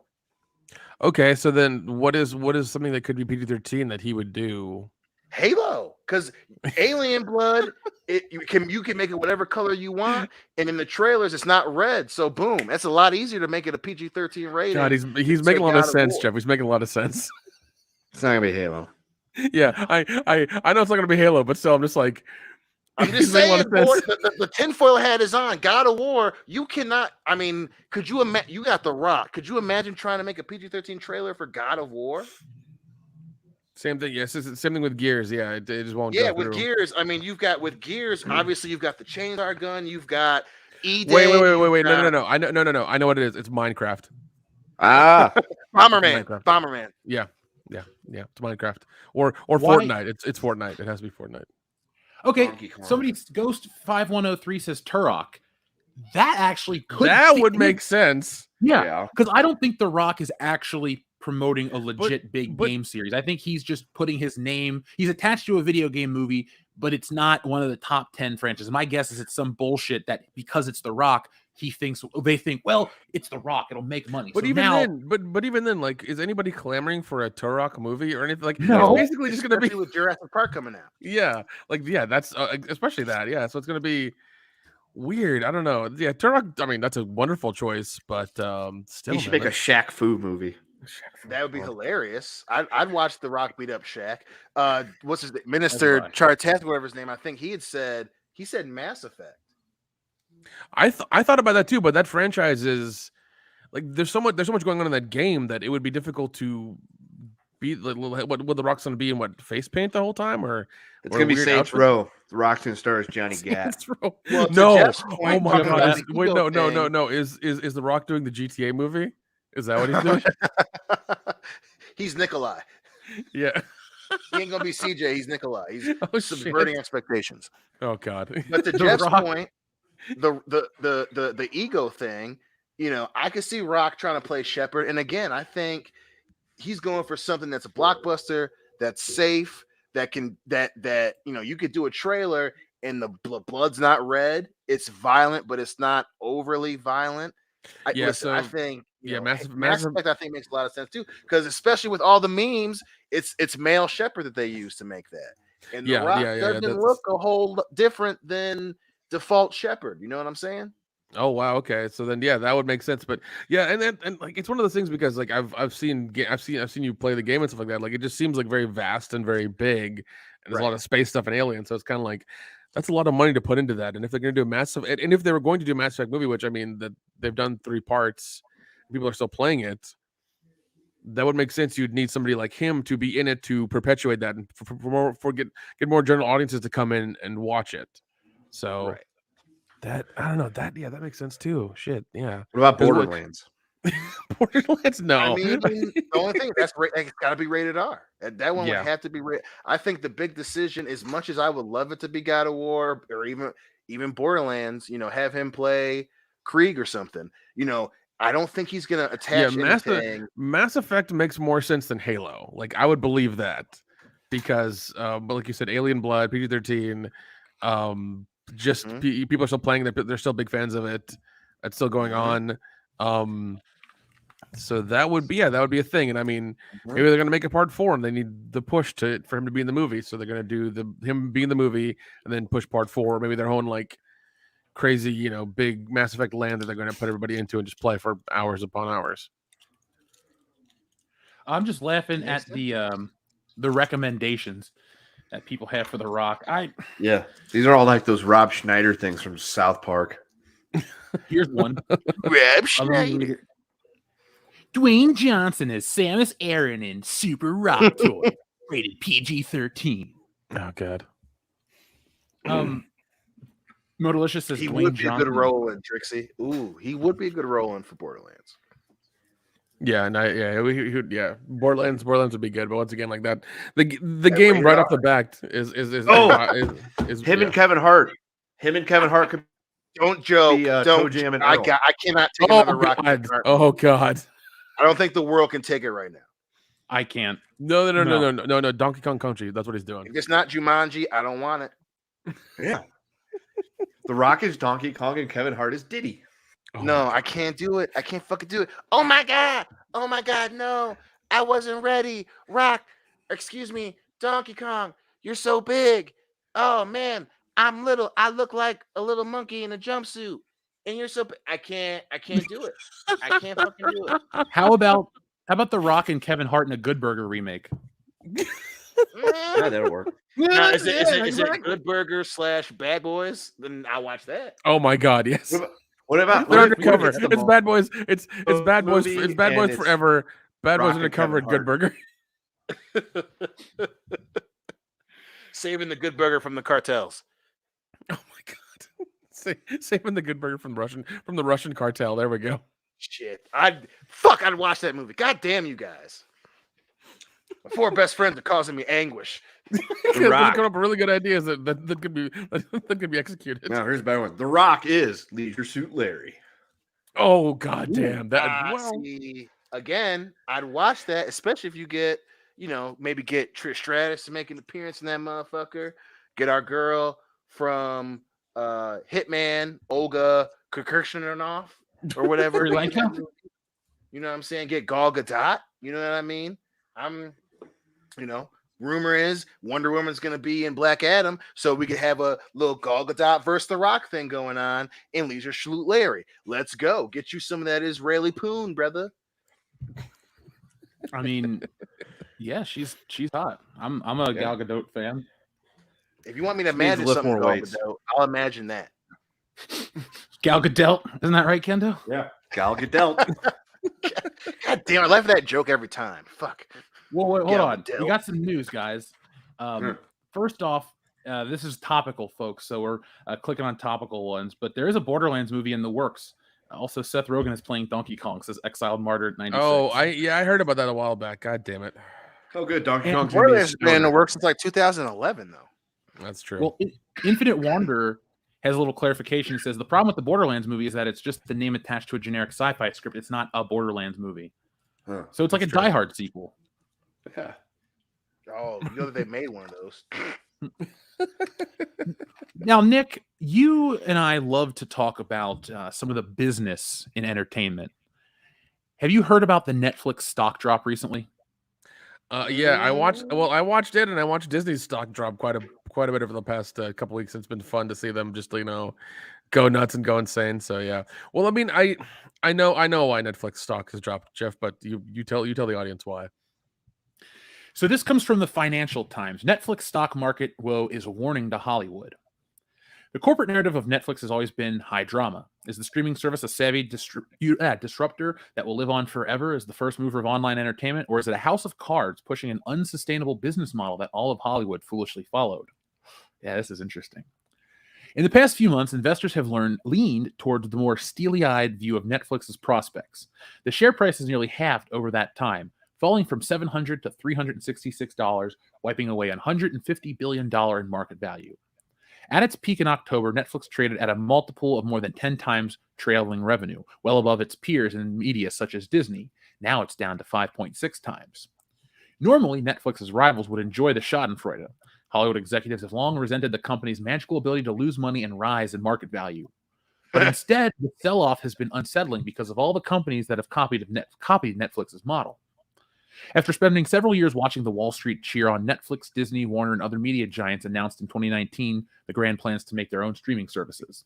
Their stock prices benefited. Their chief executives got their bonuses. All was well. The problem is that the long-term business case for streaming is still being tested. Streaming's predecessor, cable TV, is expensive, inflexible, and inconvenient for consumers, which is part of the reason it made a lot of money and provided income for the studios. People could cancel their cable TV packages, but it was not easy. There was not much of an alternative. Netflix broke the dam, and so grew rapidly. At the time, it was too early to know whether Netflix had become sustainably profitable, and so how profitable it could become. Netflix, after a decade, nearly leapt into Hollywood, starting to produce its own content with House of Cards. Are we getting the clearer picture? In its early days, it was easy to lap up subscribers, but recently has become a slog in the US. Last week, Netflix stock had its worst day in a decade after reporting subscriber numbers that did not satisfy Wall Street. But does Netflix need to keep adding its rip-roaring numbers of new customers to be a good business? Nick, I want to ask you, do you think they need to add more subscribers? No, the thing is that they were the beginning, like eons ago. They wanted Blockbuster to buy them out because Blockbuster was like, oh, tapes, rental places will never die. Well, fucking here's Netflix. And then Netflix was DVDs. Now it's streaming. Now they're making their own content, spending 20 billion, yes, billion with a B, dollars a year on content that anybody barely watches. Also, they raised their price again by $1 on all their stuff. So I mean, and it's very difficult for them to go into other markets, other countries, and that's what they're having a problem with. The problem is that they're at maximum saturation now with all their subscribers, and with them constantly raising the price, and them getting to that $20 mark of streaming, people are starting to question whether they need them more and more. And I recently just flat out canceled my service, because I barely use it. I just don't use it at all. And anything I want to watch on there, I'll probably get it for a month and turn it off.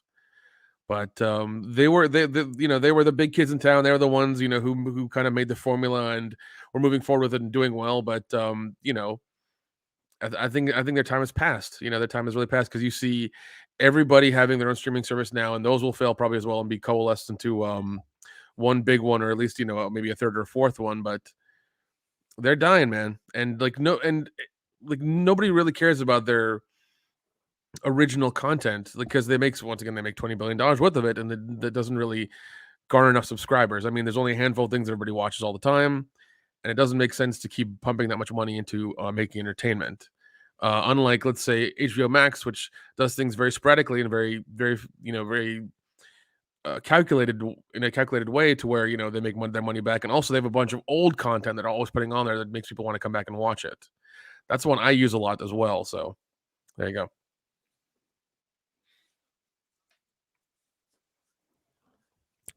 Hello, there, Jay. Jeff, you there, buddy? I'm right here. Okay. Okay. So what I was saying, though, is like you, Nick, I don't really use Netflix as much as I could or should. I don't really know why I keep it. It's just, they say in these articles that a lot of these streaming shows have such a short shelf life. The Squid Game was a huge deal, but it was last quarter and nobody talks about it anymore. Mm-hmm. And yeah. I kind of am getting into the boat where it's like, maybe I should just sign up when a good show comes out and then cancel afterwards, because it's like, I should just invest in the Twilight Zone and the Power Rangers and a couple other shows that are on Netflix, and just not keep paying for a streaming. Well, I mean, what you should do is buy the physical copies of those shows and just keep them with you. Honestly, buy them in the best quality you can. Find them for a good price and just keep them with you, so you can watch them whenever you want to. Because having a streaming service monthly that's going to go close to $20 here soon, just to get those two shows, it doesn't seem financially viable. If you spend, let's say, $200 a piece on the box set of Power Rangers and Twilight Zone to get like the good copies, that's a one-time thing, and you'll watch those forever. So, that makes more sense than constantly giving Netflix money to watch a couple episodes of a show here and there, and to watch it once every week or two. True. That's something I'm just gonna really like. Hulu is a different beast. I have no trouble paying. If Hulu even were to increase its price, I wouldn't mind keeping Hulu, because the live aspect, and what I mean is, like, the next day the shows launch or drop on there. Yeah. I like. Yeah. Oh no, I keep it for my mom, because she watches a ton of stuff on there, and she watched, I think, Jason, when you said that, than Netflix, and I do too, because they have a bunch of old movies on there. They'll have and even their self-produced stuff, even the horror movies they did for, I think, 2018 to 2019 were like they were pretty good. They were, they tried some things failed, but they at least tried stuff, and a lot of them were interesting. And I think it was every month for 18 months they did it, and it was a good time. We got some good content out of it. So I mean, they're at least willing to try things. Yeah, and realistically, it's just there's enough shit on TV that comes out that I'm interested in watching, and that's the streaming service too I keep for my mom because she loves all these dumb game shows and Murder in the Apartment and all that stuff. I don't really need to promote a streaming service here on the channel, but I guess my go-to would be Hulu and then HBO Max. Those are my two favorites because they got HBO Max has enough back catalog like The Fresh Prince of Bel-Air. Oh god, yeah. And they keep picking up old things. They had Alf. They have a bunch of Scooby-Doo stuff. They have a bunch of old WB cartoons and things. I mean, the fact they keep picking up old things is great. I mean, I'm glad they have new things every now and again. That's wonderful. And I love how they're very sparse with their new things and they're very, very calculated with it. They always want to make the best stuff for everybody. Every now and again they miss with the Santa Claus stuff, but at least they're not doing 10 of those shows. They tried it once, nobody watched it. I don't think it's going to come back again. So, well, let's see where Netflix is next year at this point in time. Obviously, we're not watching the end of Netflix or the end of streaming or anything. We'll get into. I mean, once we hit the topic about wrestling, we'll talk more about what Disney's doing in regard to that as well. Yeah, because that plays into the streaming conversation. There's an even bigger conversation into that as well. Why they're doing it and what's going on in that space. I read an article right before we started, and I was like, "Holy shit! Everything streaming and in the U.S. entertainment is kind of going nuts right now for a particular reason. It's very interesting." Yeah, everything's changing, folks, real quick. Pay attention. The information. It's an interesting story. Now, I'm going to pull up an interesting image here on screen to talk about a less than interesting person. Let's get this pulled up here. Remember our old friend Frosk from G4? Oh, God. Oh, Foreskin? Yeah, Foreskin, if you will. Or Froskin, as she's called in it's called in Wokebusters. Now, our old friend, nobody's friend, Fourscorin, is in the news.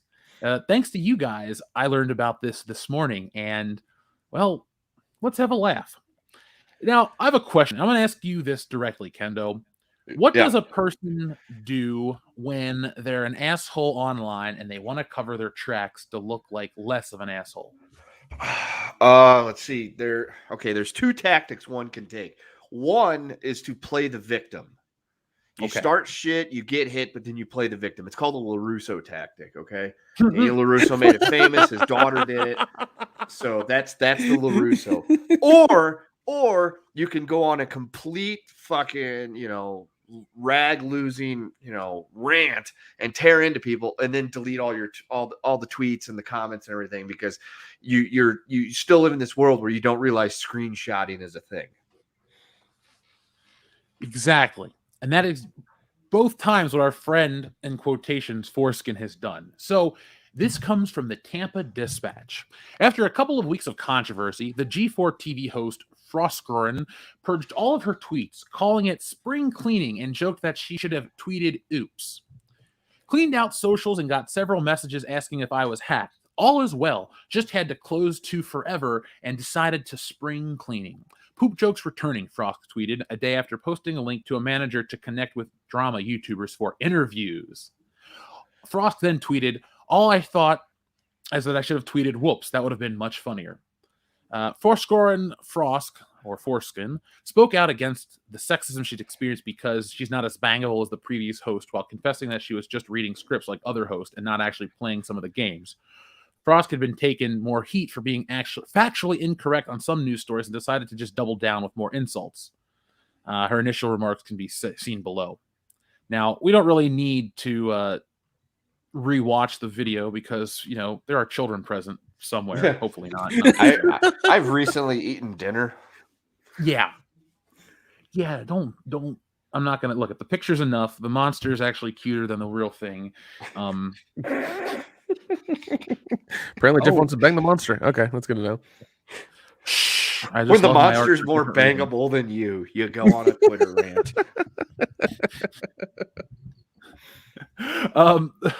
So what are we looking at here? Oh yeah, Robot Shlomo, what up, Rob? He says, world class bullshitter, she's no longer listed on United Talent's website. Oh, was she? Didn't something like that happen to Gina Carano? She was unrepresented by her talent agency. Wasn't that the story last year? Ooh. Yeah. Now the talent agency doesn't even think she's bangable enough. Well, one of two things happened. Either United Talented Agency, is no longer dealing with her, or she fired them. So one or the other. Yeah. How dare you represent me and allow me to fucking ruin G4 all in one night? Bad. You're fired. Who knows, man? Who fucking knows? She's unhinged. Who the hell knows? Well, according to data compiled by Social Blade, now this is from a week ago, G4 lost roughly 6,000 subscribers. Yep. 6,000, that's it? Well, compared to a channel that only gets 10,000 to 25,000 a video, that's a lot. Yeah. Oh, God. Yeah, they're losing roughly 1,000 a day. That's like mundane Matt levels. Yeah, that is. This is G4. This is what they wanted to bring back in the new era. It's funny because United Talent Agency is still on her Twitter. Like it's part of her Twitter that I'm looking at right now. Oh.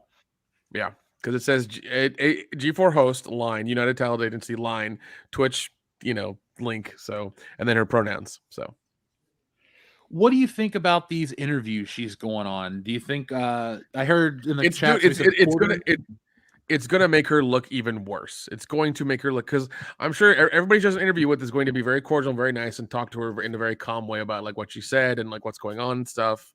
And then she's going to blow up every time. Yeah. You remember when Alec Baldwin did those interviews after he shot that lady, and the idea was to, try to explain himself and get simpy.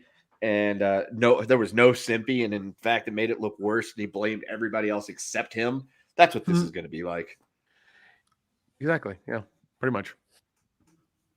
Where do you think she goes after G4? You think she'll go on Twitch and have her own channel and get a lot of sympathy views and all that? Or do you think she's... Here we go. Donkey Source Rex. She'll be a surprise entrant in the Royal Rumble. Yeah. She'll come in right after Johnny Knoxville. Listen, if this goes the way that we think it's going to go, that's the only place she's going to be able to go, because at least she's going to be damaged goods for the foreseeable future. I think overall, the issue is, surprise, surprise, it's not how she looks. It's not how you look, foreskin. That's not the problem. The problem is this isn't Good Morning America. And today, obviously, her getting rid of her tweets, the fact that G4 is losing thousands of subscribers at a time, this is the proof in the pudding. This isn't fucking Good Morning America. This isn't the Today Show. You want to be Katie Couric? This isn't that. You're talking about internet culture and video game culture. That shit doesn't work. It just doesn't work here.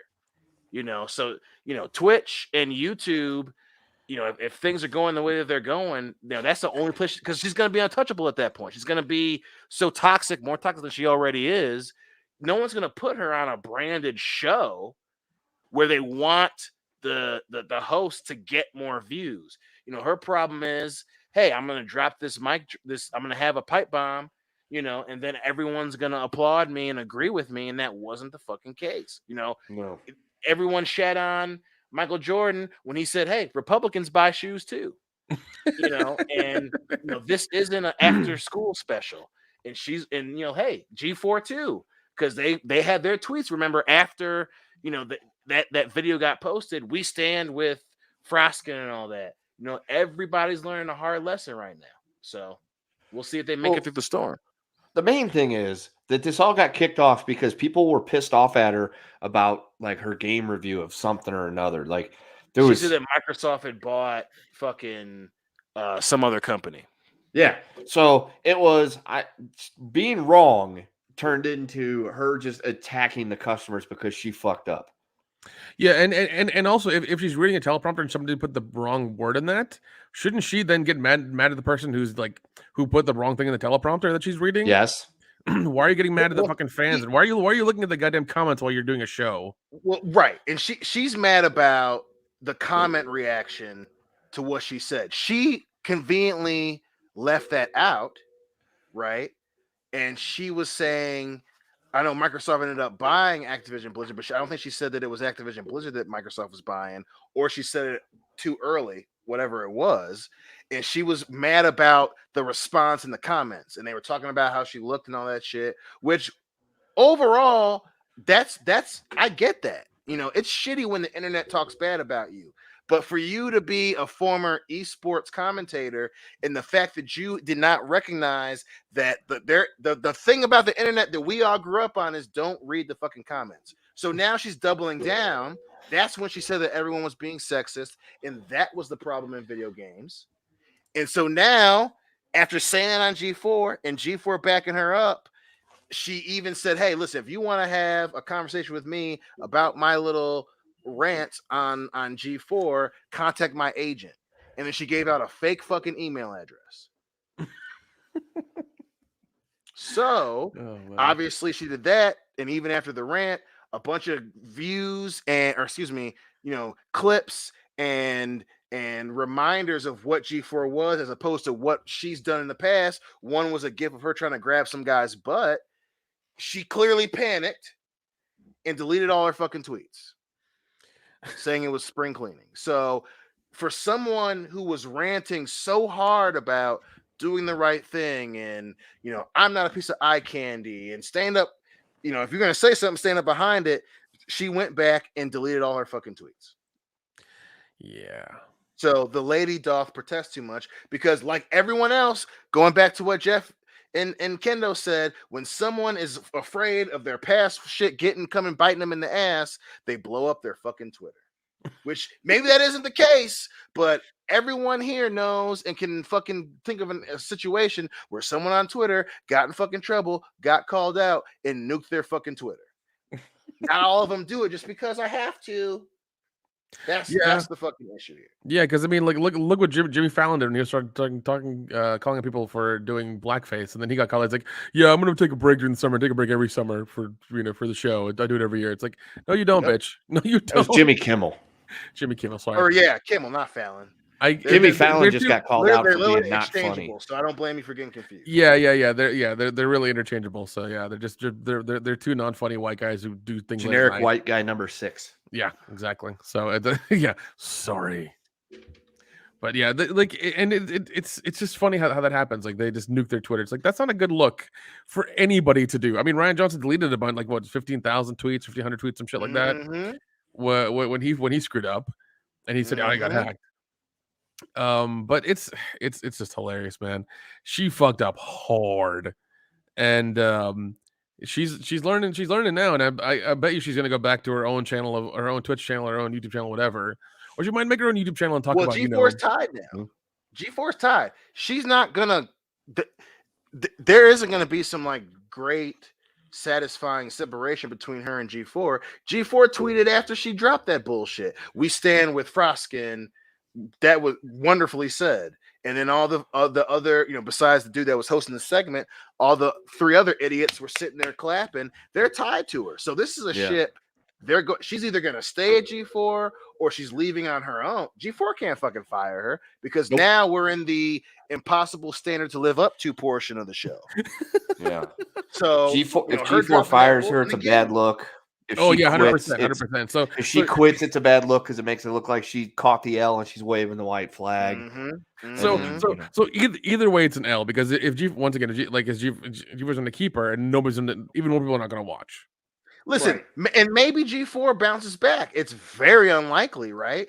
Because this wasn't the fucking target audience. But maybe G4 goes crazy. They have some viral moment because earlier this week they were shoving shit in their mouths on XPlay or whatever and making it fall out, and that was the joke. Maybe they bounce back from this, and this just becomes kind of a weird thing to maybe I grow wings and fly to the sun, Dion. I don't know. Yep. It's listen, I'm not saying it's not going to happen, but we have seen this with so many goddamn channels. They come back, they get hot. Someone on the show says something crazy, and then when they try to close ranks and do damage control, the channel fucking dies.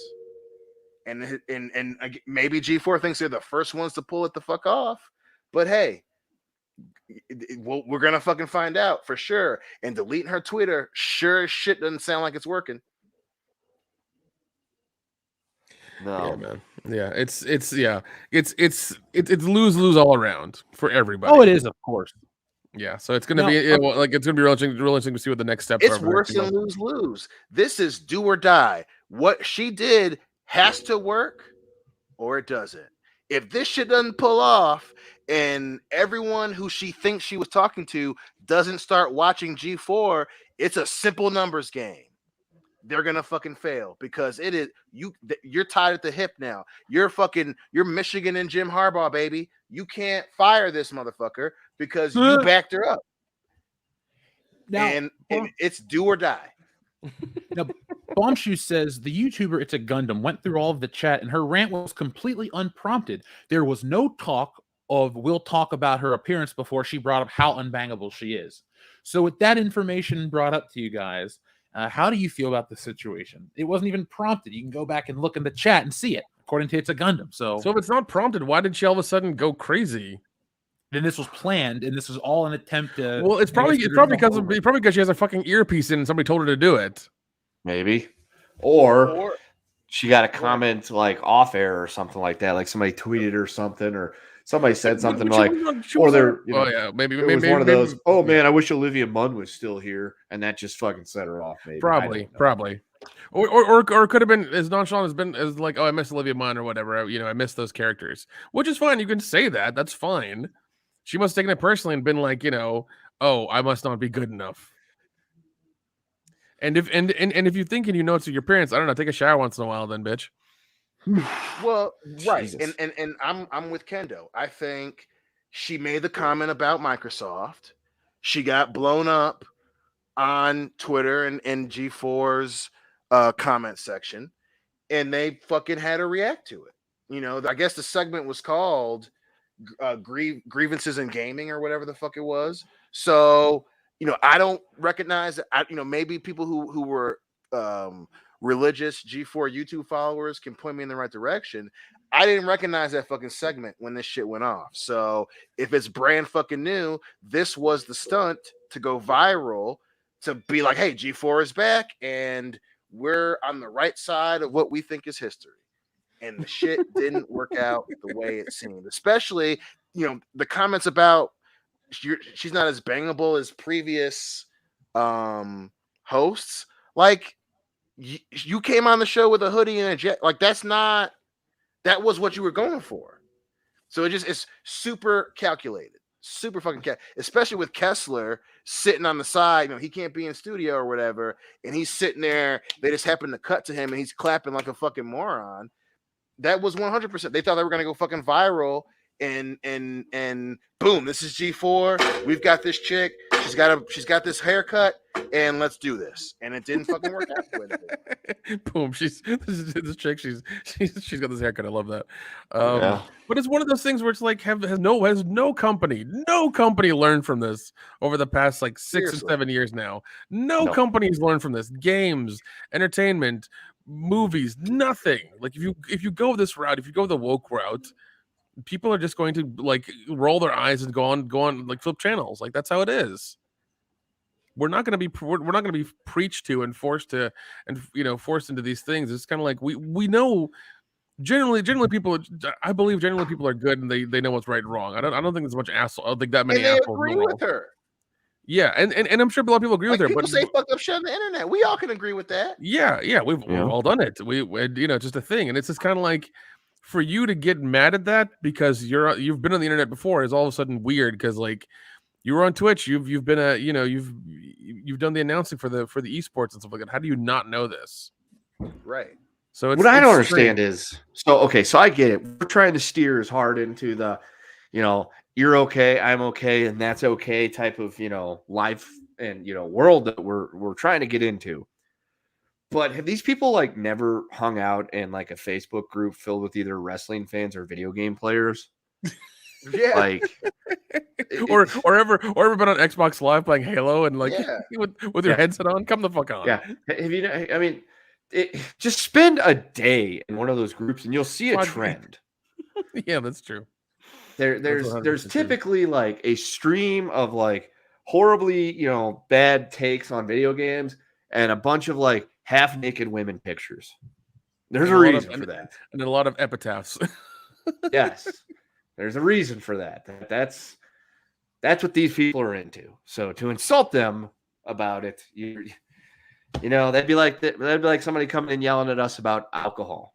Be like, well, I don't think you really did your research on your demographics of who you're speaking to here, bud. Well, not only that, but the big thing is you can't be both. You can't be the idealistic, culture-changing, and defining entity and be a company that wants to make money. Yeah. You can't do that. Because if not a single idealistic motherfucker made money while they were being idealistic. It was after they could make t-shirts and after they could put them on people's fucking backs. You can't be both. Everyone wants to jump on the internet and jump on the side of, hey man, remember Gamergate, blah, blah, blah, blah. We don't talk about that shit no more. Why? Because one, it was the wrong audience, and two, you can't make money off that shit. You can't arm yourself at a group of people and then expect them to buy your shit. It never fucking works. Like we said, Republicans buy shoes too. Yeah, 100%. And that's the problem with her running her mouth. You can't start a show, restart a name brand because it's recognizable with the intent of getting people to watch, and at the same time be the show that's going to change the gaming and internet industry. You can't be both. No one's going to buy or give money to someone who just said, you know what, you need to change everything about yourself. Fucking do it. That's not how that works. And that's the problem. And that's why she deleted all her tweets. If she really believed in dropping mic bombs and all this bullshit, she would have left her tweets up and said, hey, listen, we all say fucked up shit. I'm a lady and I get fucked up shit. And look at everything that I got going on because I believe what I say. You delete the shit haphazardly and then come up with some bullshit excuse that we all know is bullshit. Unironically, you can't be the person that sells t-shirts too. You can't do all that. That's why they're losing motherfucking 6,000 subscribers a day now, or have lost 6,000 now, and now it's 1,000 a day. G4 wasn't there yet. They weren't selling shoes for people to not buy. And that's the fucking problem. That's the lesson that they're fucking majority of people online agree with you. But you can't chastise someone and then be like, hey, watch my show. It doesn't work that way. This isn't Good Morning America. It's not soccer moms. People who watch G4 know how to use a search bar. Sally Sue, who watches Hoda and Kathy Lee and Al fucking Borland or whatever his fucking name is, they don't know how to use the internet. Richard Karn. No, the black dude that does the weather. Oh, Al Roker? Al Roker. No one who knows and follows Al Roker regularly knows how to use the internet. You can't be both. You can't be both. That's the fucking problem that they're learning. G4, that's fine. You want to be? We stand with Frosk on this shit. You know who owns you right now because they're giving you TV space? Fucking Comcast. Comcast probably called down and said, "Hey, listen, knock that shit off. We don't have enough people who watch daily for you to yell at the audience yet." Mm-hmm. And that's where we're at. They said, hey, delete your fucking Twitter. We found a tweet where you were grabbing some dude's ass. And she said, yep, I still want to make money. Beep. You can't be both. That's why you come off as fucking fake as shit. You can't pray for rain and then get mad when you standing in the mud. That's why she looks like a fucking silly ass person right now. Adrian Vergara says someone should have told Frosk that you need to have thicker skin if you're going to be in the public eye. Who hosts the show and lets the comments trigger them into attacking their audience? What a dumbass. But like, insecure and that's people like that. Yeah, and that's another thing is like she was in esports commentary. She was in the whole thing where she was on live and doing that stuff. It's like, how do you not have a thicker skin from doing all that stuff, from being on Twitch and being somewhat of a recognizable figure in this space? And then you get on G4 and like you get miffed because somebody has a reminiscent memory of like, of Morgan Webb or those girls. All of a sudden it triggers you into like this whole fucking rant. Like, I don't know, man. Like, get over your shit. And then she told us the reason that we know her sexuality is because she went on the fucking internet. So you can't tell me that someone who came out online doesn't know people say mean shit. Yeah. That's crazy. Superman ain't Superman because he says the right shit. Superman is Superman because he's fucking bulletproof, homie. You weren't bulletproof. You can't be, I want to sell all my Superman t-shirts, but don't talk about anything that I've said or done. Doesn't work. Oh god. No. I love that she got clipped so hard. Like everybody copied that clip and put it everywhere over the fucking internet. Yeah, because they know how to use the internet. She thought it was going to be Sally Sue from Lansing, Michigan, who doesn't know how to share a fucking clip that she found of someone that she knows. Like, what is wrong with you? Like, everyone ain't a motherfucker that's watching G4 on TV doesn't know how to just control F. Come on, Dion. Mm-hmm. What would it take for you to host G4? Now we want. Listen, I'll tell you what. It would have to be at least 6 figures. What music is playing in the background? This is a feature StreamYards has. Yeah, it would take this fucking school jams, 6 figures, and I can bring on my boys whenever I want. What about you, Nick? Yeah, it's gonna take 6 figures. All of us having our own shows and having a collective show once a week. That's what it's gonna be. 6 figures and a date with Frosker and for Nick.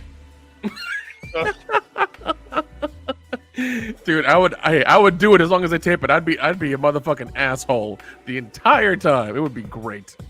You'd show up in a fedora because you'd respect your lady. No, man, no. I'd show up in a fucking wife beater, man. Because it would offend her. That's why. How about you, Jeff? 7 figures, and we're gonna get to hang out with Olivia Munn. Right. Yeah, yep, I can see that one. Yep, my man. So let's Nick, do me now, Dion. You've been psychologically tortured tonight. Pick a number between 1 and 9,800. Man, fuck you. Give me about 350. Oh, 5 seconds! Oh, shit! Thank you. Perfect. R.I.P. To who? Bob Saget or the Tourette's guy? Bob Saget. Tourette's guy's still alive. Remember when he faked his death though? That was hilarious. Oh god. It's like, hey, I was tired of being internet famous, so I said I died. It's effective. Heard yourself in confusion. Thank you to our friends who have sent in their superpowers. The useless ability to solve Steiner math from Cesaro, Japan. Ninja Lawyer Steve's Confart the ABCs. And Bear Business One's superpower. The fingers are moist enough to flip through a stack of papers. Now we have some more, guys. So first off, our other useless superpower comes from Bird Up. Grow hair in odd places, man. So the ability to grow nose hair from the bottom of your feet. Your shit missile. You can grow hair from your shit missile. There we go. Oh, ew. Dingle. Never mind. Anyway, Scott2 says, my useless superpower, getting Dion to stop watching Dark Fate and Twilight. Oh, that's a useful superpower to make him feel better. I don't. That's not my kink. Well, our friend Hot Cheetos 69, thank you very much. As you guys missed my super chat, we did not. Hot Cheetos, thank you very much for your earlier super chat. It actually had a nice amount of discussion to go with it, so we appreciate you. Xavier to God says, name your top 3 Royal Rumbles and why.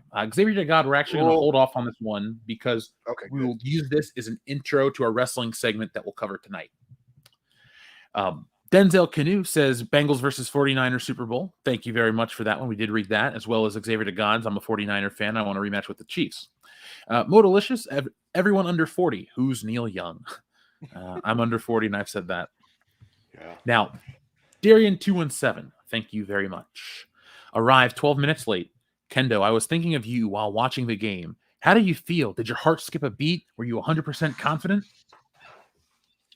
Thinking of you while watching, and I was like, wait a minute. And then the game, I was like, if he's talking about the game from last week, no, I was 100% on there the whole time because when Buffalo went up, my dad sent me the jinxing text message he's used on me so many times, and it's gone completely backwards whenever he's done it. Better luck next year. My first response was, there's still time. And right before the really long touchdown to Tyreek Hill, yes, right before Tyreek Hill scored that touchdown, goddamn NFL Network feed cut to game day highlights. So I missed it, but the ticker was going and I could see that they had scored. And I got it back on just in enough time to see Buffalo go down the field score. So I was like, fuck. Well, there's still 13 seconds. There's still time. We just need a field goal. And there we go. I can't wait till this week's game so we can text each other back and forth and talk shit. So, folks, I'll say there's a big difference because when you have a quarterback like that, if this would have been back when we had Alex Smith or the doldrums of the mid to late 90s before Trent Green, it would have been like, yeah, we don't have any fucking shot. It's over at this point. But nope. We got Patty Ice, baby, the biracial angel. It's like we still are in this fucking fight. Didn't know he was called the biracial angel. That was my nickname. I'm a little hurt they're taking it. Well, Dion took it. Fuck you. Denzel Canu, thank you very much for both of your titles. We have Koofs in the outfield. I would watch that. I'll watch anything with Tony Danza. What says you guys? I like Tony Danza. Yeah, sure. And then we also have the last Koof on the left. Nick, do you think that would be a Wes Craven classic if he made it? Definitely. She couldn't get out of bed for 10 days. Definitely better than the new Scream movie. Adam Wofford, thank you very much for your super chat. He says, you have the power to control just one shrimp. Not a school of shrimp, but just one shrimp. And it's normal size or light comes off your hands. Huh. Those are the useless superpowers, says Adam Wofford. So shrimp is going to magically pop out of the ocean and onto a barbecue.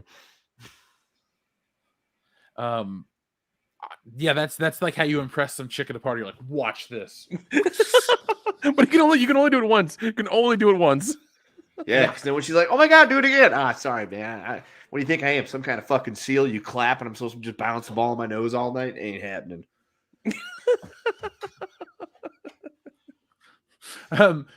Let's see. Our friend Mipro Karayohe says number one fan. Well, thank you very much for your generous $10 super sticker. Greatly appreciate all of our fans, but we love the number one fan. So there we go, folks. We have our new number one fan. But we're glad you're enjoying the show tonight. Bear Business 1 says Kim and Ray J 2 Koof Boogaloo. Has there been like a pandemic themed porn yet? Because I feel like that's the next I'm sure piece there of art. is. Oh yeah, it's been a year and a half. Yeah. Basically, all of them are just like, we're in this house together, and we're bored. What do? We'll do each other. That's how it goes. Well, I mean, what are you doing, flatten that ass? There you go, Dion. What I meant though is like I want like a news dramatization porno of like the big global scale epidemic. Like it includes like famous people and all this shit. We just turn it into a porn parody. Like we could do a porn parody of the Imagine video too. This would have to be like an epic, like the Lawrence of Arabia of porn parodies. The Lawrence Do you think we can make that happen? Yes, I think we we have can. the ability. Yes, we can. All right, we know some people. Our friend Dante Reese, thank you very much. The Koof Father.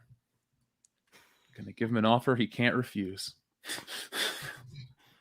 Give him a disease he can't refuse. Yeah, give him those two. Give him 2 jabs. He can't refuse. It was getting there for a bit. Well, if he wants to eat inside, or with the rest of the people, we're gonna give him a jab he can't refuse. Adam Wofford, thank you very much for your very generous super chat. He says, Neil Young is a burnout hippie from the 60s. What I said back on Wednesday when Dion was streaming, he still thinks it's the 70s. All of his songs sound like he is whining. Most hippies regret liking him back in the day. Because I guess all those hippies grew up and have jobs now and families and stuff, I guess. I don't know. And he doesn't. He has nothing at all. Run the government. Let's see. What is Neil Young's net worth? I'm going to guess he's worth $350 million. Oh, he's probably worth at least $35 million or something like that. It can't be an awful lot. It really can't be. Well, you're wrong. Neil Young is worth $200 million. Jesus. Oh, shit. Yes. The vast majority of his net worth is a result of his record sales, and it's estimated that Young has sold over 75 million records over the years. Well, I mean, now he's going to satellite radio, so we'll see what happens. Yeah. In January of 2021, Neil revealed that he has sold a 50% stake in his music catalog for $150 million. He sold half the copyright and income, roughly 1,120 songs, to an investment firm called Hypnosis. Okay. There you go. So that's Neil Young's net worth. He's a Canadian singer-songwriter. Awesome. I feel weird not knowing any of his music. No, it's okay. There's a couple of songs that were very popular Neil Young songs that if you heard them, you'd be like, "Oh, okay, I know what this song is." But I'm in the same boat. Most of the music I listen to comes from the 60s, 70s era. If you said pick out 10 Neil Young songs, I'd be like, I can give you 2, and that's about it. Adam Wofford, thank you again very much for your super generous super chat. Darian217 says, I didn't hear you exactly. Dion, what did Kim Kardashian get famous for? One more time. A little louder, please. Oh, yeah, sure. Just in case you didn't know, Kim Kardashian of Kardashian fame, she got famous for fucking a black guy. Thank you for telling me that, Dion. Don't say it like that. Oh, I'll say it like this. No. Yeah. Anyway, Xavier to God, thank you very much for the super chat. He says, "What's your favorite movie with a wrestler in it or wrestlers in it?" They Live. Oh, that's a good one. I was gonna say wrestlers versus zombies, but yeah, They Live. Terry Funkin' Roadhouse. Oh shit, yeah. Terry Funk's also in No Holds Over the Top. Excuse me. Mm-hmm. Oh man, that so movie Barber College.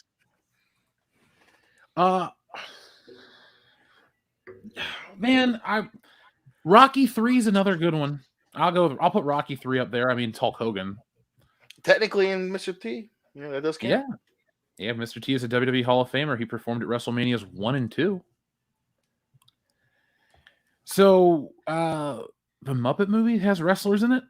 Oh, shit, Highlander. Highlander is one of my favorite movies with wrestlers in it because the opening, they're at Madison Square Garden, and it's the Fabulous Freebirds versus somebody. I don't know, but Doot was there, and that's a huge pro wrestler. So, I'll go Highlander. That's one of my favorites. Did you guys realize that Die Hard with a Vengeance has wrestlers in it? Who? Who? Yeah, that's Damien Demento and Ludwig Borga. Oh, the fucking Ludwig German dude. Borga.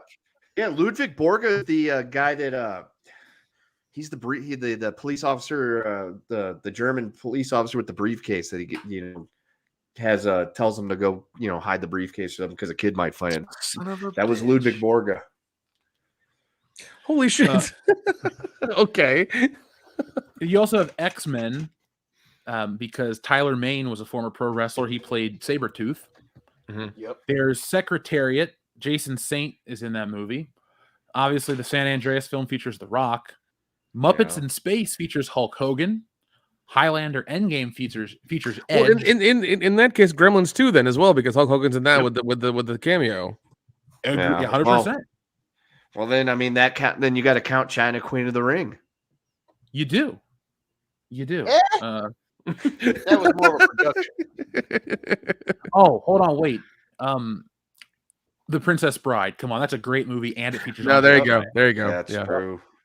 But dude, 1987 also gave us Predator, which features Jesse the Body Ventura, and he ain't got time to bleed because he's a goddamn sexual tyrannosaurus. Yeah, That's right. That's true. Bunch of slack jawed. Well,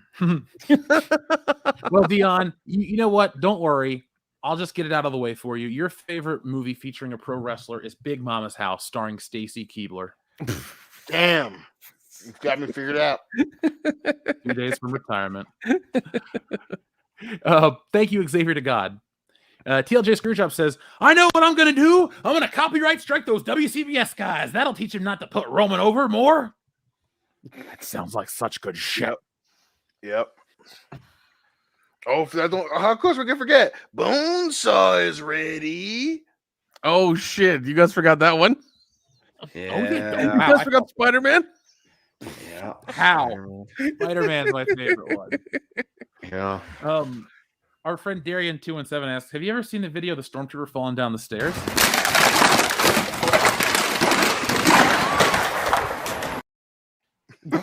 Now you have. Oh, dude, Goldberg, the Santa Claus movie he was in. Universal Soldiers 2. Oh no, Santa Sleigh. Santa Sleigh. Starring James Caan actually and Fran. He met his wife in that movie. Yeah, that was actually not bad. I did not have high hopes for that movie, but I actually enjoyed it. It's really good. It's Spears really, the really dad. good. I'm just like, come the fuck on. Yeah. Every movie you gotta do a spear, dude. Yeah. No, but that movie was hilarious though. It was really good. Bear Business 1, thank you very much. WCBS gets taken down by the WWE for getting more viewers and more developed characters, better storylines, and no Roman Reigns. I mean, that's 100% accurate. Damn. That's true. That's true. Folks, I can make you a guarantee about the Wokebusters comic book. There will be no Roman Reigns. I guarantee it. Whoa. That's good shit. Scottskio2 says that motorcycle motherfucker launched higher than Rogan on DMT. Whoa. Yes, he did. Yes, he did. Cleared for takeoff. Yeah, he was going and gone. Darian217 has a request. I vote it should be a new Joe button. Did you see that guy get launched off a bike at 130 miles per hour? Bullshitters, do we want that to be a new button? Yes. All in favor, say aye. Aye. All right, it's unanimous. I say aye as well. Darian217, thank you. We will have that. Guys, remind me for next week's show. Cesario Japan, thank you very much. Or Caesar Jorpin if you're over on Anna's channel. The CCTV footage of motorcycle hit from street level is even more graphic. Video game, ragdoll, GTA physics, and real life. Yeah, we're going to need a link to that video wherever that's at. Just go ahead and send it over. Yeah, just that's the one we'll skip though on air. We'll save that one for Patreon, folks. Yeah, we will. Jeez. Primer says, it was me, Dion. It was me all along. Oh, son of a bitch. Yeah, hiding in your closet. Headcase Laboratory asks, what is the best way to fund a comic? Well, having an online presence is good. Having a great audience like we do is good. Creating an interesting project and really finding a way to get people's attention quickly. With the internet, you see how people scroll, how quickly people scroll. Here's an idea. Here's a piece of advice. You wonder how to approach people or how long people are going to spend. Just think of how long you do spend time on something and then probably half that. Because if you're, like me, you read all the stuff, but assume everyone's going to spend half that time on it and find a way to punch through that, grab their attention. That's my advice. Also, get yourself out there as much as possible when you're promoting the book. All sorts of things like that. But the internet really makes it possible for everyone to become anything they want. So just make the connections and, we'll help you any way we can. Also, Headcase Laboratory says, also great job on the show, guys. Well, thank you very much, Headcase Laboratory. We love making the show each and every week. Let's see. We have one about fighting the patriarchy. Who said that? Also, Bird Up, thank you very much. Fighting the patriarchy by defeminizing a mouse. That's what a pantsuit will do. It's powerful, right, boys? But only for a month. Only for a month. So they're only doing it for a month, and then they're going to go back to her little fucking outfit. Should be only for a week. Now, do you guys remember William Regal's special move, the power of the punch? Mm-hmm. This is the power of the pantsuit, boys. It'll make anyone unlikable. Modelicious, thank you very much. We can fight for Ukraine's borders, but not ours. Yeah, I haven't been really. I know what's going on in the world, but I don't know what's happened since Monday. I've been away at a funeral. Outside our wheelhouse. Well, outside the wheelhouse. Okay. Bird Up says Yar's Revenge starring The Rock. I'd watch that, wouldn't you? Hell yeah. In the Infidel, that motorcycle guy went on for about half a block. Jesus. Oh, shit. That's awesome. God damn. I want Yar's Revenge starring The Rock so bad now. Yeah, I shouldn't laugh at that, but that's funny. Like he stole a bike. He did that to himself, dude. He fucking stole a motorcycle and was going like 130 down the road. What do you expect going to happen? Fuck him. Down a main street. Like you could do this on the fucking highway. God. Adam Wofford, thank you very much again. He says, so for $2,000, you can go to Poland and become a witcher, a week of training to monster hunt, portions making swords, fighting training, and stay in a real castle. That would be worth it almost. But how long is this stay? A week. Okay, that's $2,000 for a week, and you do all that shit. That sounds way better. Yeah, that's balanced. That's balanced. I would do that, even though I'm not well versed in The Witcher. That just sounds like a good time. But I guess you learn like sword fighting and forging and things like that, and like that sounds like a good experience. Yeah, I kind of want to make that happen, folks. 2023, we'll all become Witchers. Oh, okay. Go back to Wokebusters over at wokebusterscomic.com. We can make anything happen here on the channel with that. Modelicious says Dwayne Johnson in Pitfall.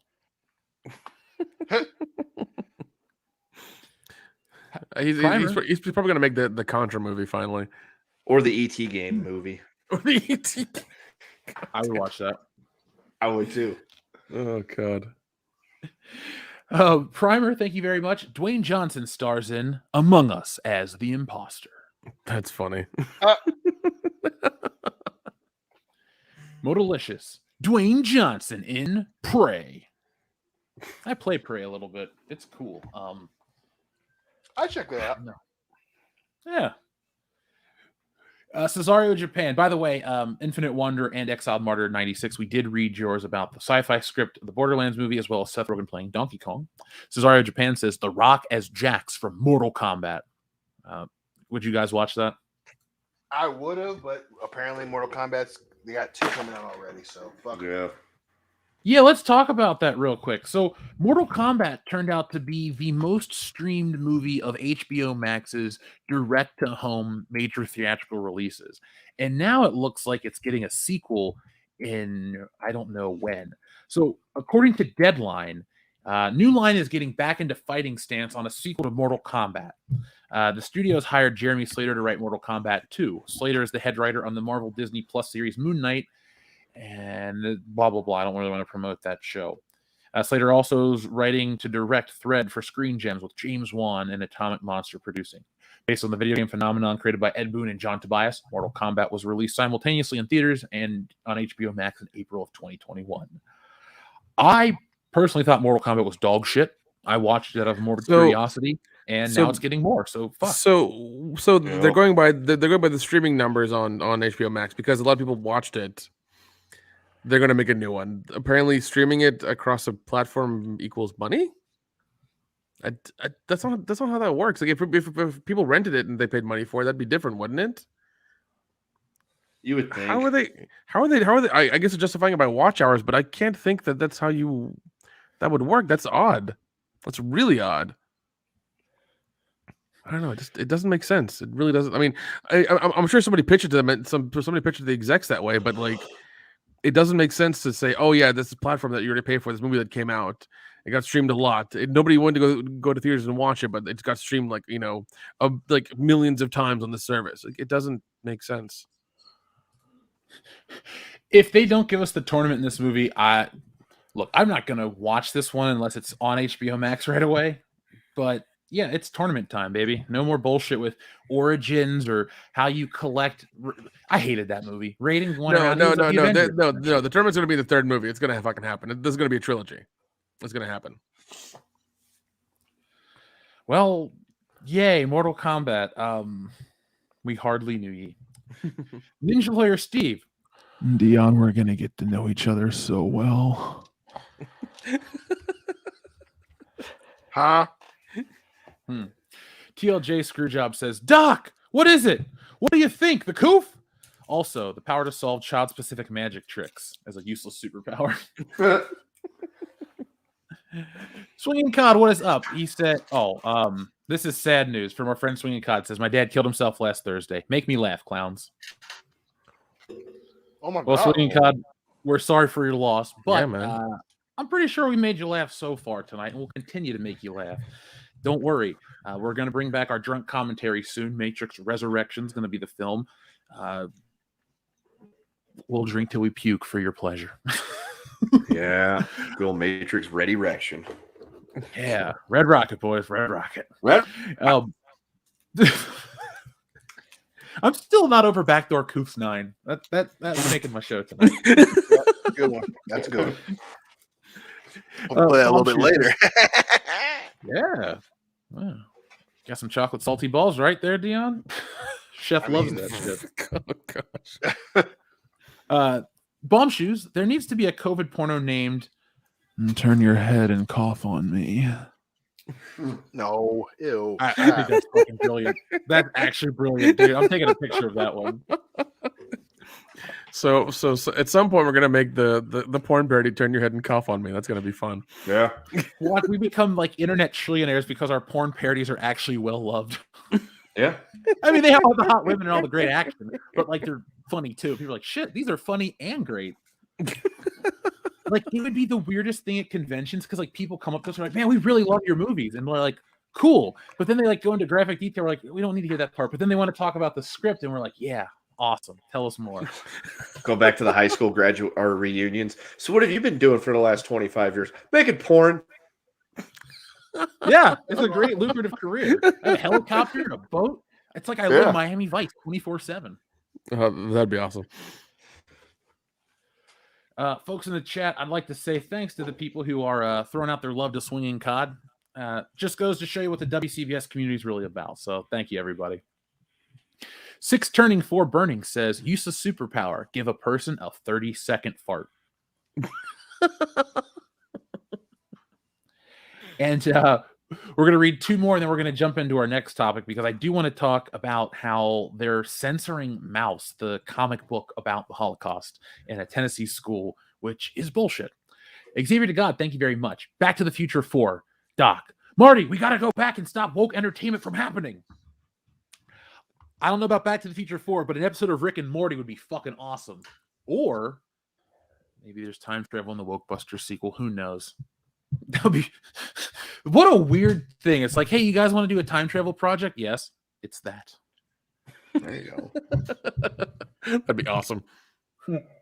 Well, folks, this Wokebusters is our last parody. I have 1,000,001 ideas for comics, tons of stuff written down, things drawn out, ideas, plans, but not a lot of parody. But follow WCBS Comics, follow me, follow all the stuff we do to find out more. Got a lot of happy people out there.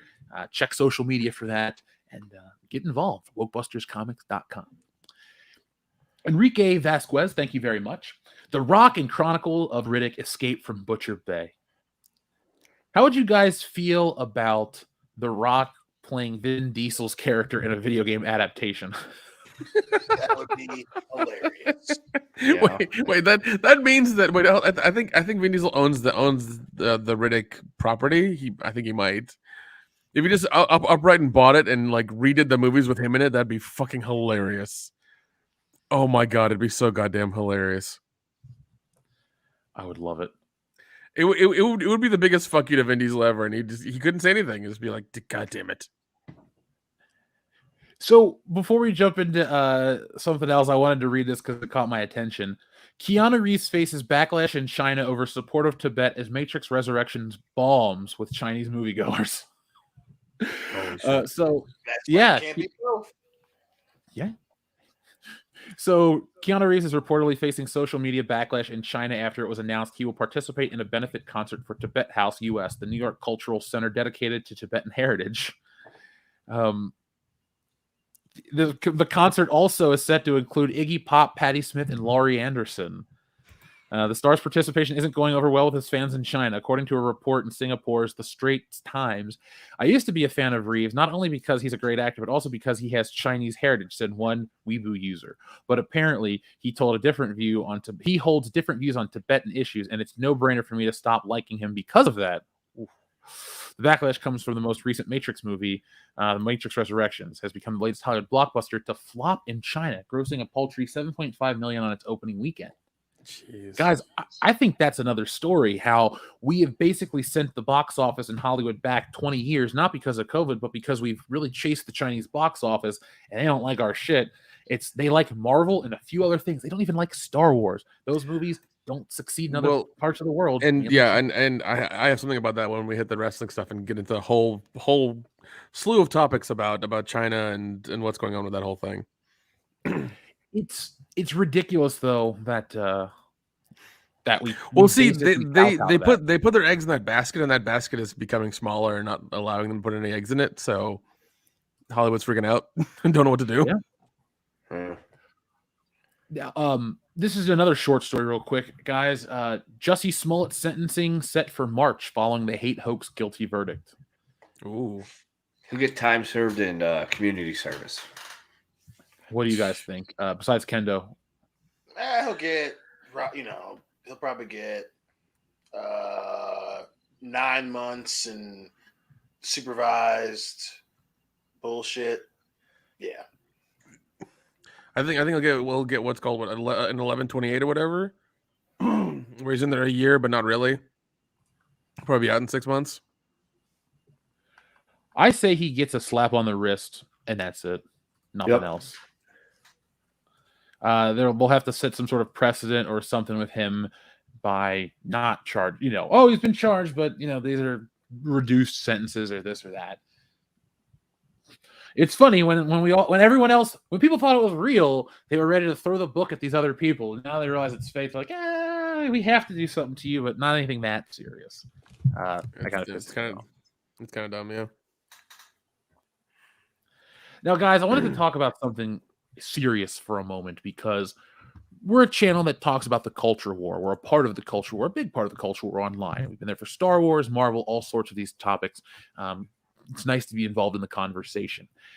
Before a lot of the Last Jedi stuff took off, we were still talking about Ghostbusters, but Marvel Comics as well, and the political agenda and the certain, more nefarious aspects behind what they were doing. Now, during the last few years, we've all come to the conclusion that these political comics that come up from Marvel and DC are stupid. They're dumb. They don't really move anything forward. In the next segment, we'll be talking about what a flop the Superman one was because we have some more information. But for all the crap that gets put into comics, some of us out there, like me, and many of you out there, realize comic books are a rare art form that can do so much. They can be for everyone. They can tell a story that is deeper than just what could be put on film.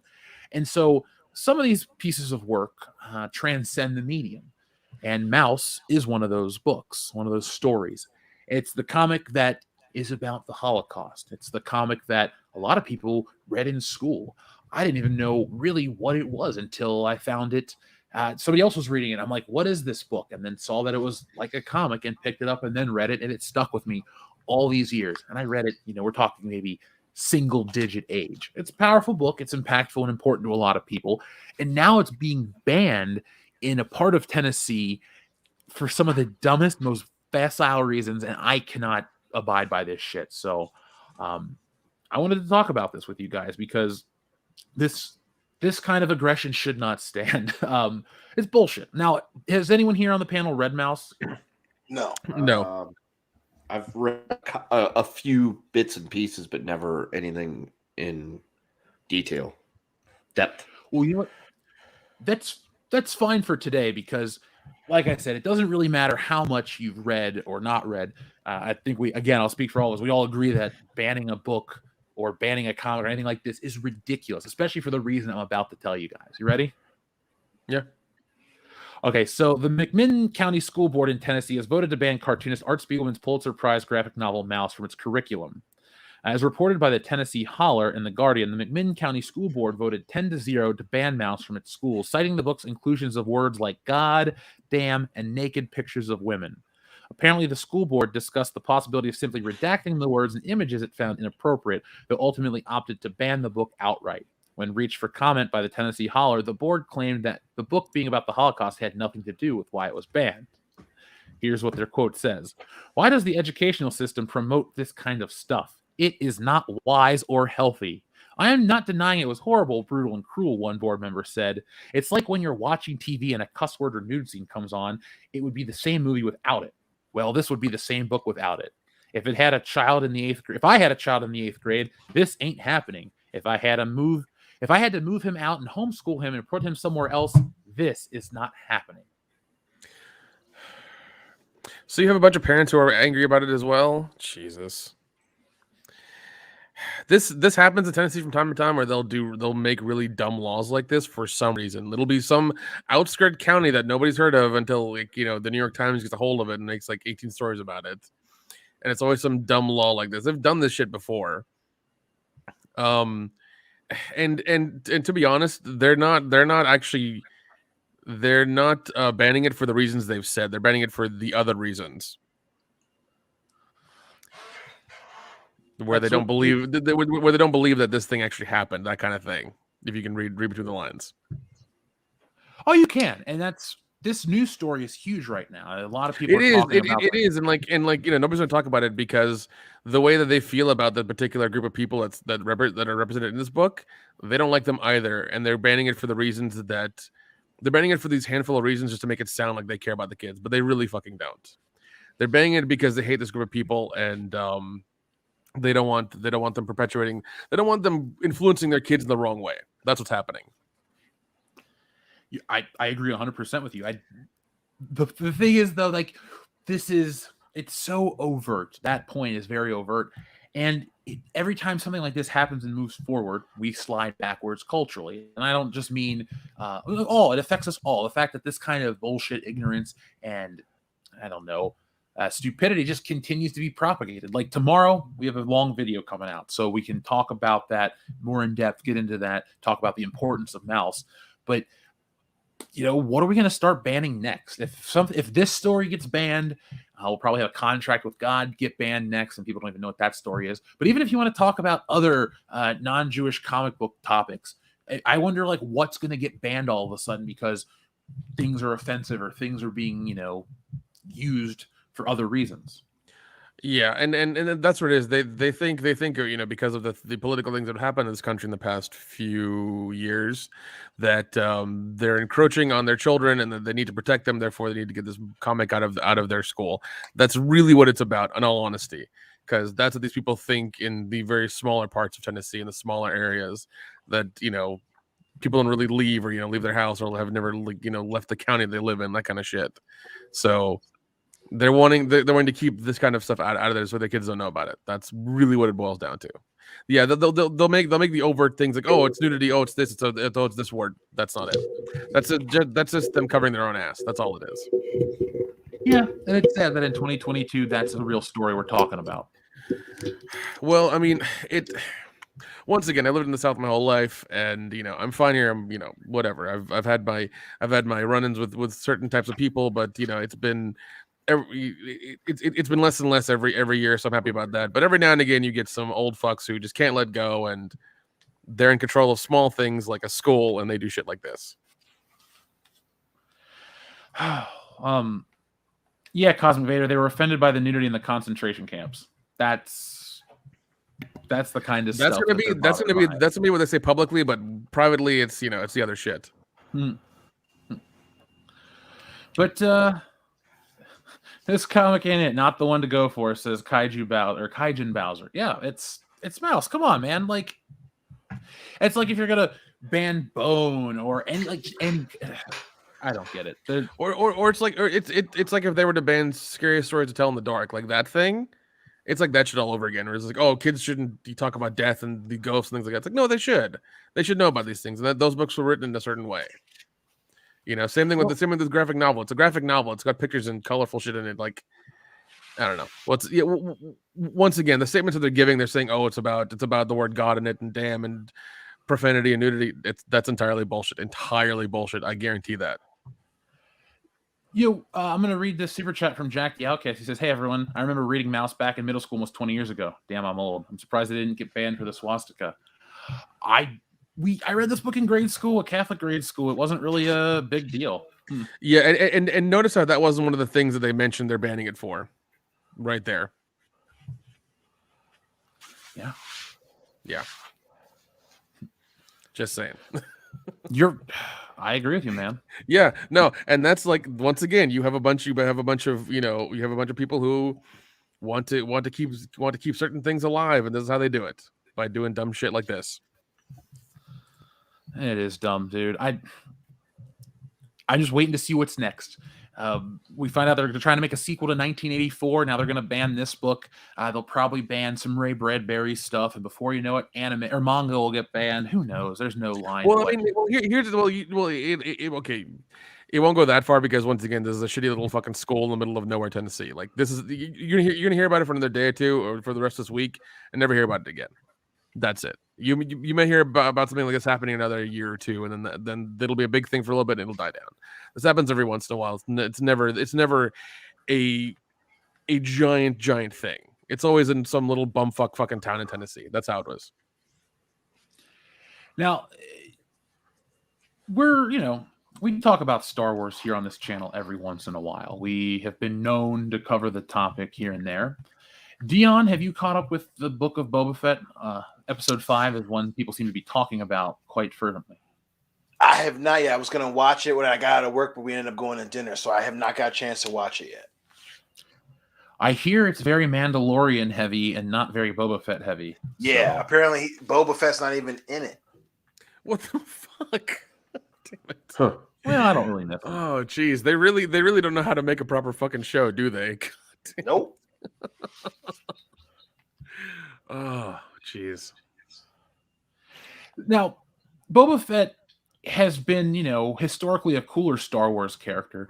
I don't really think the show is doing too much for his legacy, but have you guys heard of the often, I'm trying to think of the right word for it. Well, basically, we all lament the fact that this game, Star Wars 1313, got canceled, but have you guys at least heard of it before?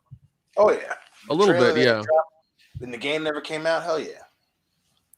So, for those who don't know, it was a game that took place on Coruscant. Was it level 1313? And you were Boba Fett, and you dealt with the crime and the underworld of Star Wars. It was supposed to be a much more violent or darker game.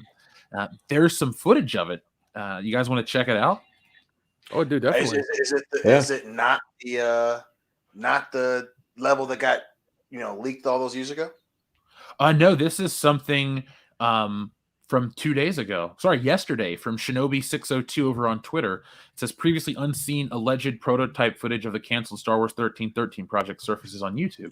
And this is being reported by IGN. So I don't know how much I'm making it up. Let's check it out, though. I'm going to turn the sound off for reasons. But so far, this looks fine. It looks like Boba Fett walking around. Different armor. You guys think this is legit? I don't know, man. It looks a little too much. Yeah, it looks a little too new and like too polished almost. But yeah, the original footage, he didn't have armor on. Well, I'm gonna go with I'm gonna go with legit, obviously, because you can't really fake this level of stuff. You can fake a trailer, you can Photoshop an image, but you can't fake code. And this is far too complex for somebody to fake or change or anything like that. But look at the scale of this game, an open world Star Wars game featuring most people's favorite bounty hunter, Boba Fett. Wait, what are those skins? Those are skinned tauntauns. That is fucking cool. See, this is how you open up the world of Star Wars. What do you do with a tauntaun besides ride him, skin him, and smoke him on Coruscant? This action gameplay looks pretty fun. It looks a lot like a lot of this was developed into Star Wars, that game, New Jedi Order, is what this kind of looks like. Yeah. And in all honesty, I mean, like it looks like I guess you're young Boba Fett trying to get his armor and trying to get his numbers up and becoming a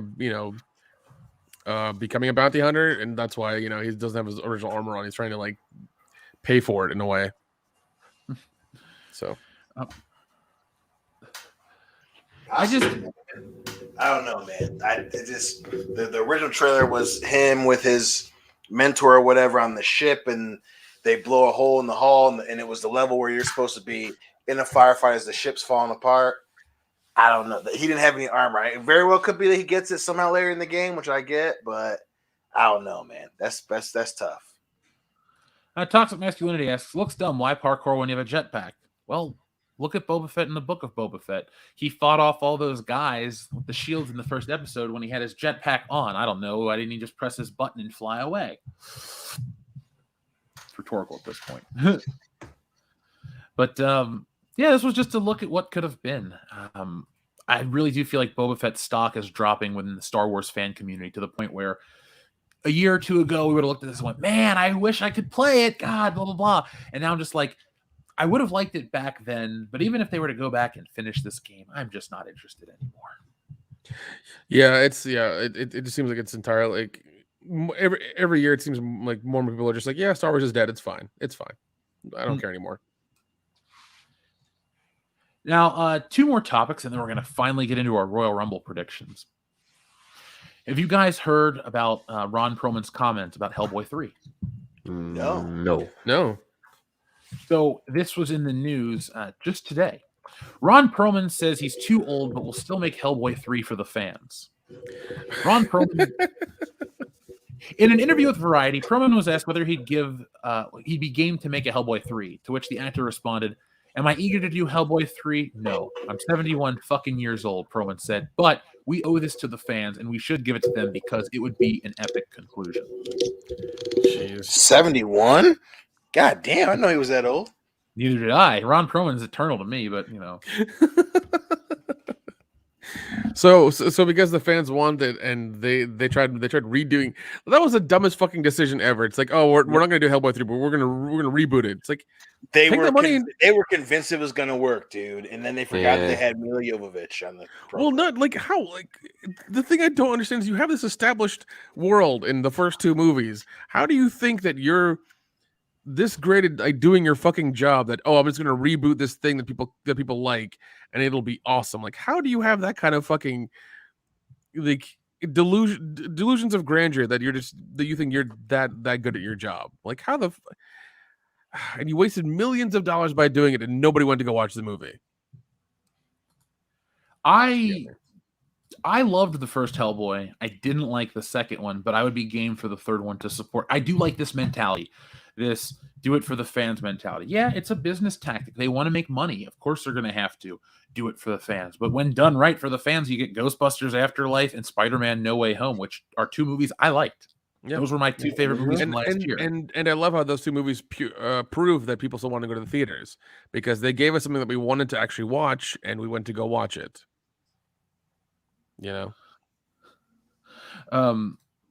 Ace Con Rivet says, "Oh my effing god, that troll meme or whatever the fuck it was amazing. It's like Frosk fucked the Quiznos sub critter."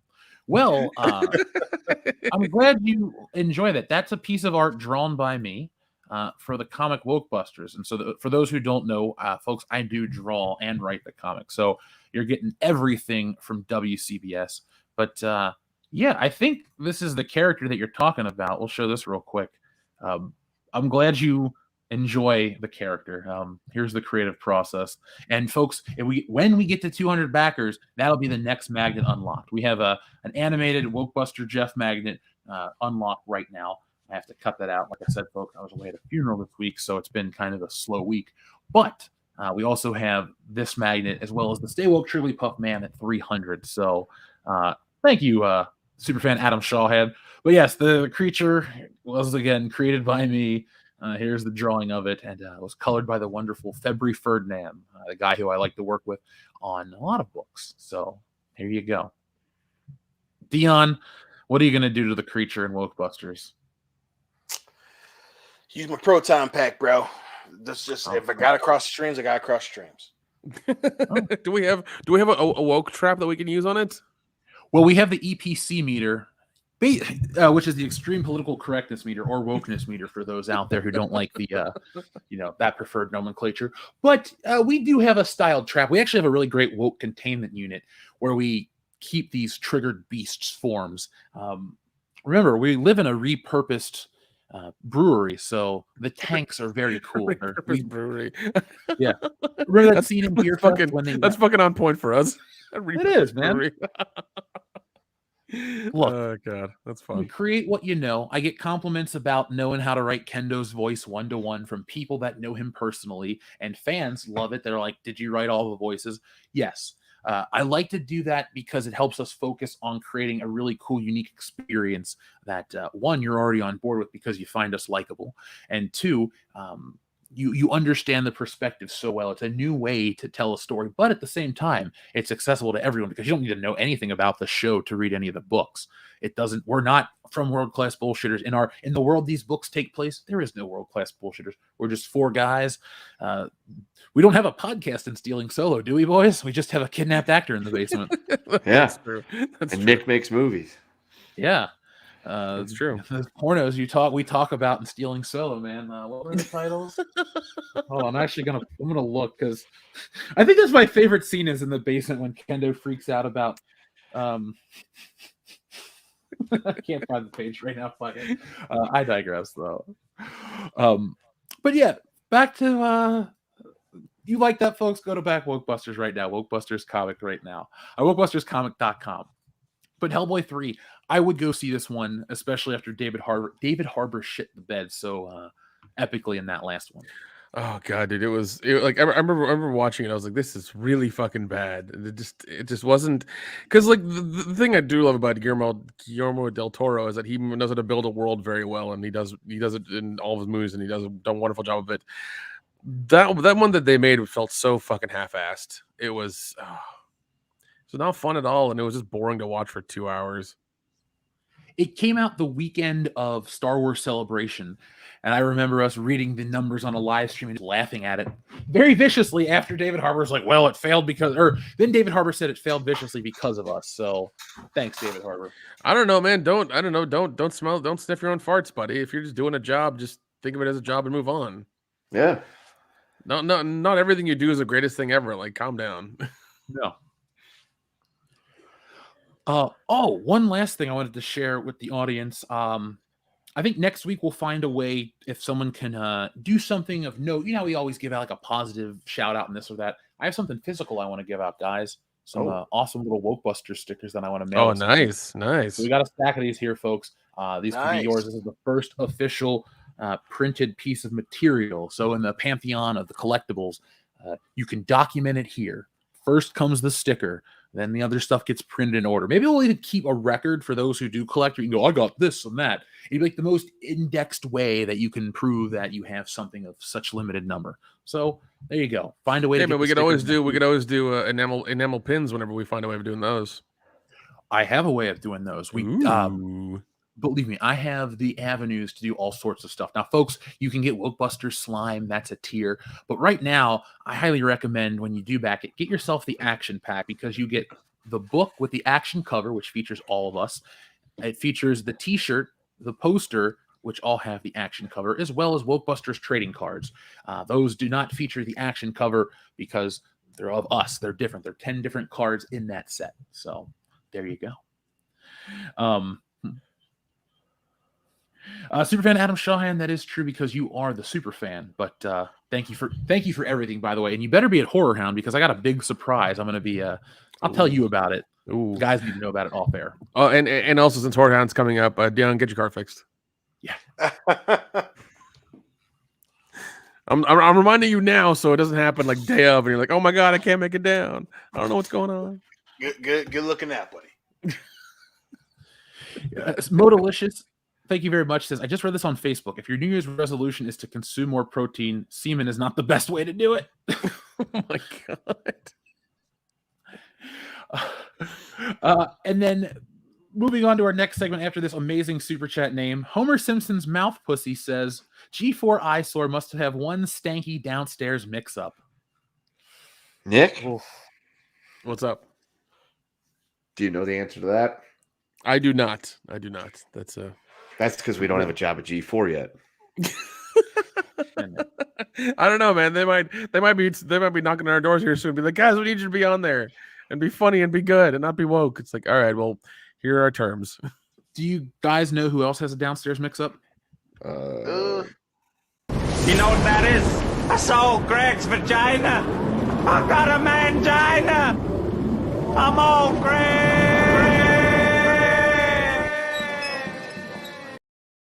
What the Shirley fuck? Jefferson.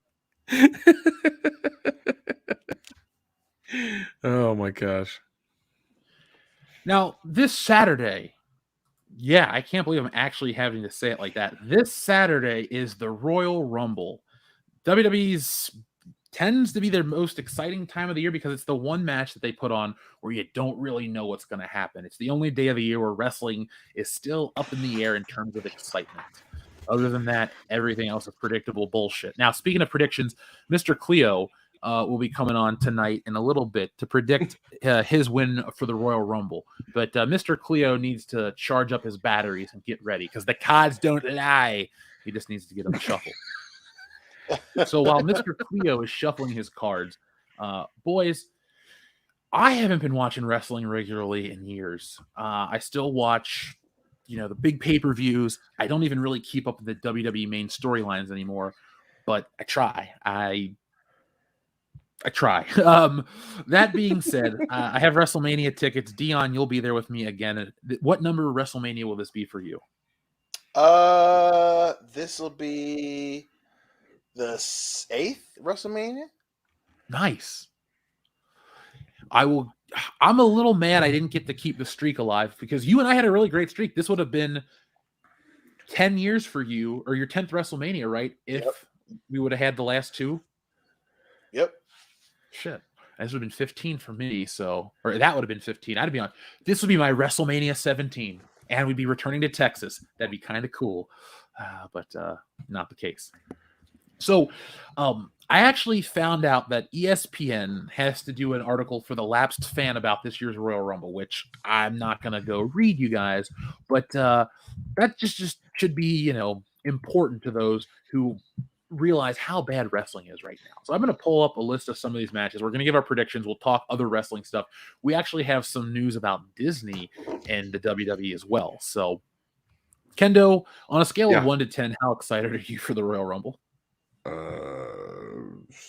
1. All right, Dion. I'd say a solid 5. Nick. 1, please. Just 1.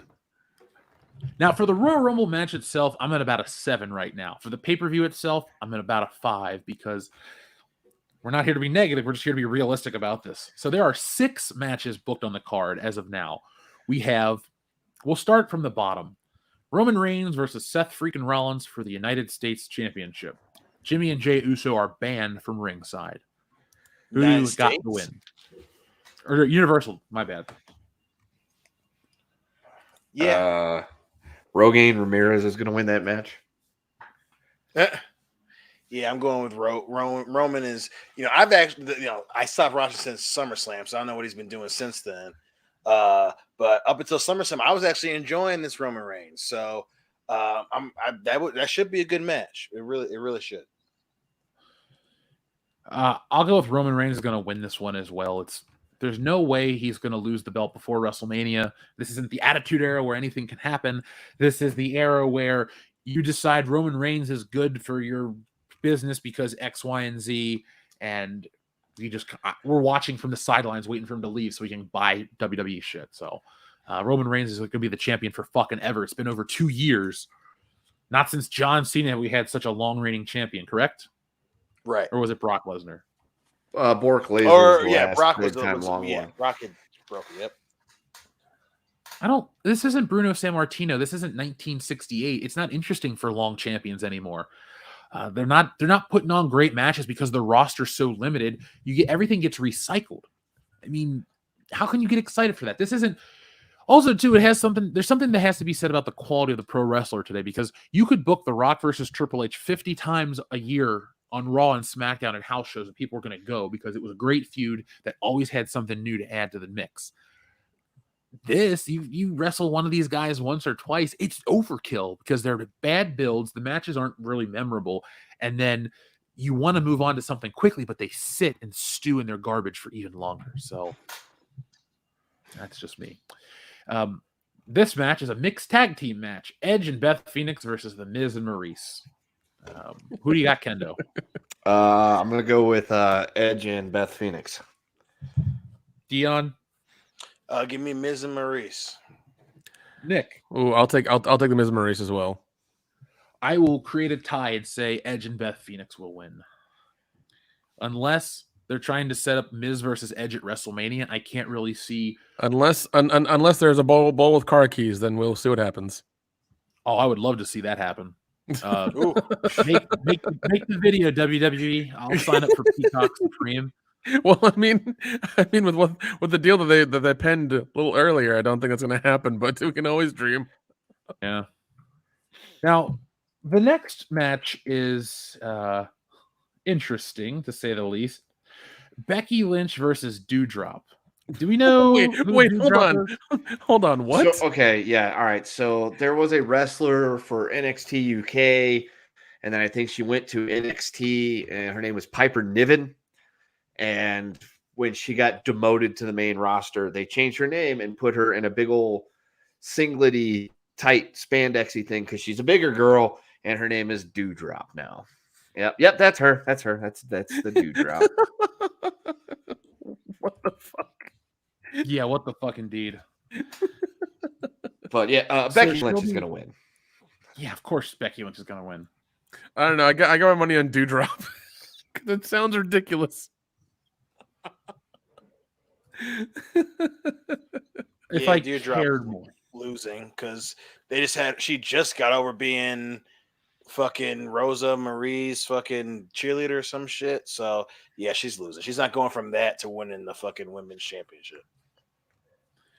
Brock Lesnar with Paul Heyman versus Bobby Lashley with MVP, a singles match for the WWE Championship. Nick, I haven't asked you to go first. Who do you think's going to win this one? So what is it? Bobby Lashley and Brock Lesnar? Is that what you said? Yeah. I'm going with Bork because it'll be a quick match. It'll be like 10 minutes, and he never does leg day anyway, so it'll be fine. He'll just be done in about 5-10 minutes anyways. So it's a quick one. Thank you, Nick. Dion, what says you? I'm gonna stick with Bork Laser. I think this match is 5 years too late, but yeah, I think this is the other match I was excited for on the Rumble. So I think it's gonna be a pretty decent match with Bork walking away, so he can go into WrestleMania as champ. Kendo. I really, really, really want to pick Bork on this one, but I think Bobby Lashley is going to win this one because I will explain that when we get to the Royal Rumble prediction. Personally, I wouldn't mind seeing Bobby Lashley beat Brock Lesnar because I like Brock Lesnar enough to that, like a couple years ago, it felt like a big deal that he came back, but they haven't booked any wrestler that well over the last 10 years to the point where I'm always a perpetual fan. So just to see a title change and maybe to add some legitimacy to Bobby Lashley, because I'm not a Bobby Lashley fan, but the dude's been around long enough that he's got the legitimacy. So give him an extra push. Let him beat Brock Lesnar. Let him walk out with the title. Shake shit up. Make it exciting and confusing. Make me question what could happen in the WWE. Now, let's get on to the Women's Royal Rumble match. The 30-woman Royal Rumble match is the match that they have to get women from outside of the company because they fired too many people. Match? Yeah, apparently Lita's coming back for some reason. Hey, and Mickie James. Yeah. So I like Mickie James quite a bit. And Lita, they're both awesome. Yeah, and there's rumors of Ronda Rousey coming back as well. I don't know about that. Started yesterday. Yeah. I hope not. She sucked. Well, I mean, like she's lost her. Nobody cares about her anymore. She's not in the lexicon anymore. She's not doing anything notable anymore. So nobody's really wanting her to come back or expecting her to come back or anything. So we'll see. Did I ask everyone who they think's going to win the women's? Because I don't know, honestly. Ronda Rousey. I'll just say Ronda Rousey. I'll just say Lita. I actually think they're gonna have. I'm gonna go with the wild card. I'm gonna say Mickie James is gonna win it finally. I would like that a lot, actually. She's like I said, she's an all-time favorite of mine. She's up there with Chyna and Trish Stratus. Well, I think they're gonna, you had the shit with AEW where Christian went and won Impact's title. Kenny Omega did it, so I think they're gonna try and stay relevant amongst actual wrestling fans. They're gonna try to swerve everyone and make us think that she's gonna walk into Mania with the Knockouts Championship, but I think she's gonna drop it right before. But yeah, I think they're gonna try to subvert and have her win. Now, the men's Royal Rumble match, the one that determines who goes to WrestleMania for a shot at the WWE Championship or Universal Championship, depending on what they choose. Who do you think is going to win that one? Kendo, what's your guess? Bork Laser. Okay, elaborate, please. So I think this will be a big bro. There's going to be a swerve, bro, and Bork Laser. Paul Heyman's going to turn on him and realign himself with the bloodline, or as I like to call it, the alcohol bloodline. They will be. He's gonna swerve him. He's gonna turn on him. Bobby Lashley's gonna win. Bork Laser's gonna pummel the hell out of some douche and take his spot into the Royal Rumble, and he's gonna win the Royal Rumble. Dion, what about you, man? I honestly, this one's tough because they've torpedoed so much stuff going on. I think this year they're actually going to have Kevin Owens finally go in and win the Rumble, so it can be. My guess is either another unification match, or they're going to just have him go after the winner of Brock. Whoever wins at the Rumble is going into Mania, and they're going to have him face them for him to finally win the WWE Championship.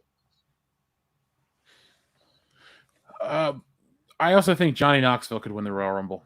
He's in it, but it's just enough that crazy enough might happen. Wait, hold on. They're actually having Johnny Knoxville in the fucking thing. Yeah, he's actually in the Royal Rumble.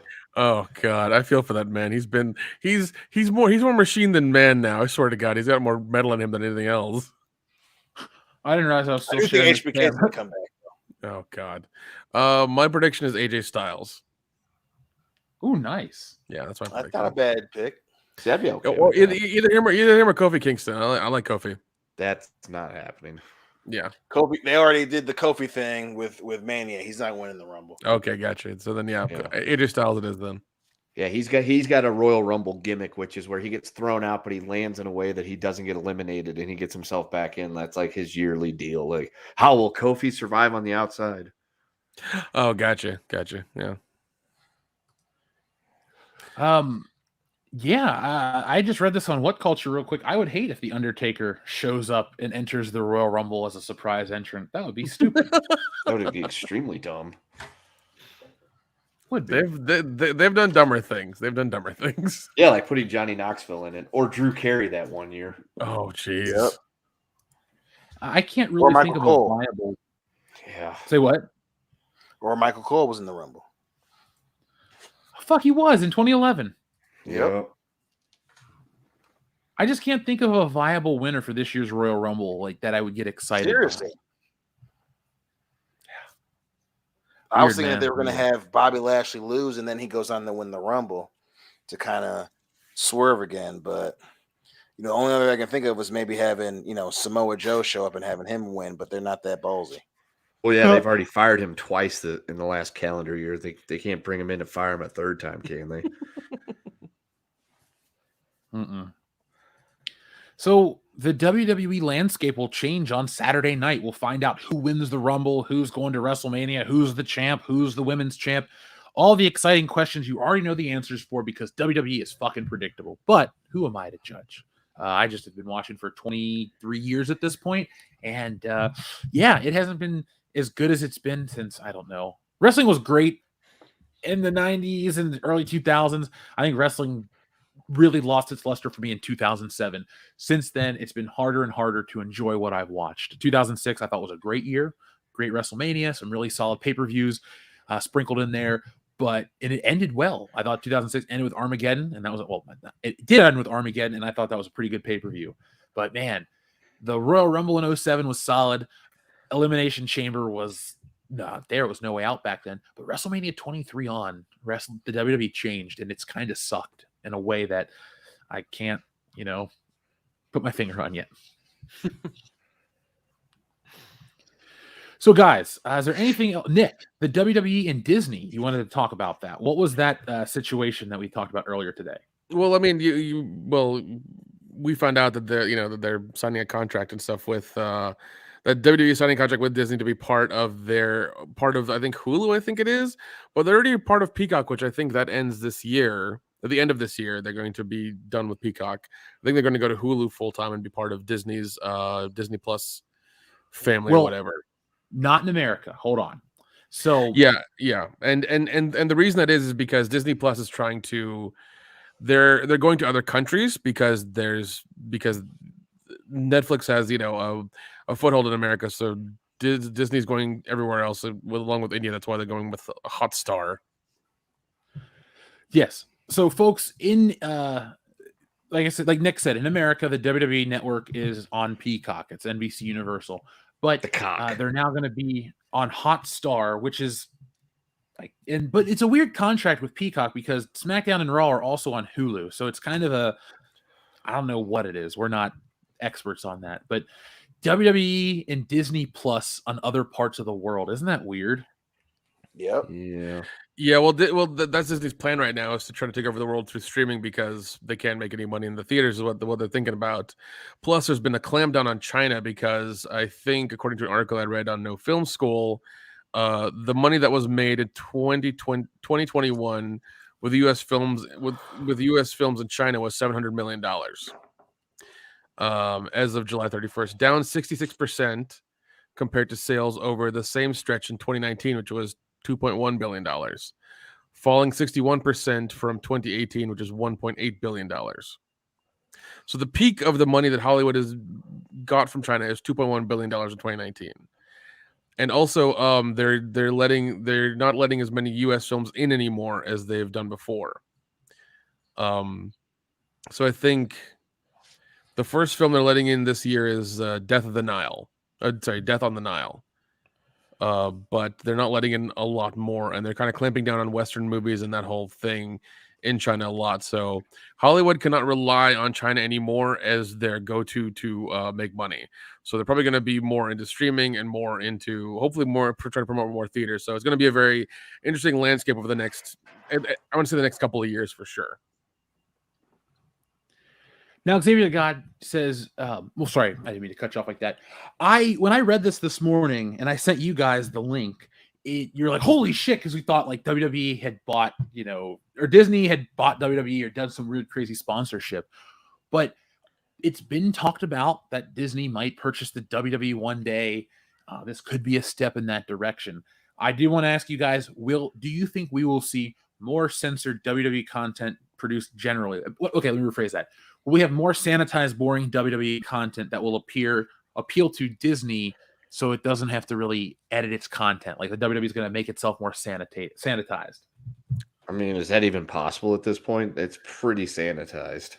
Yeah, I think they are, because they want that money. Vince wants that money.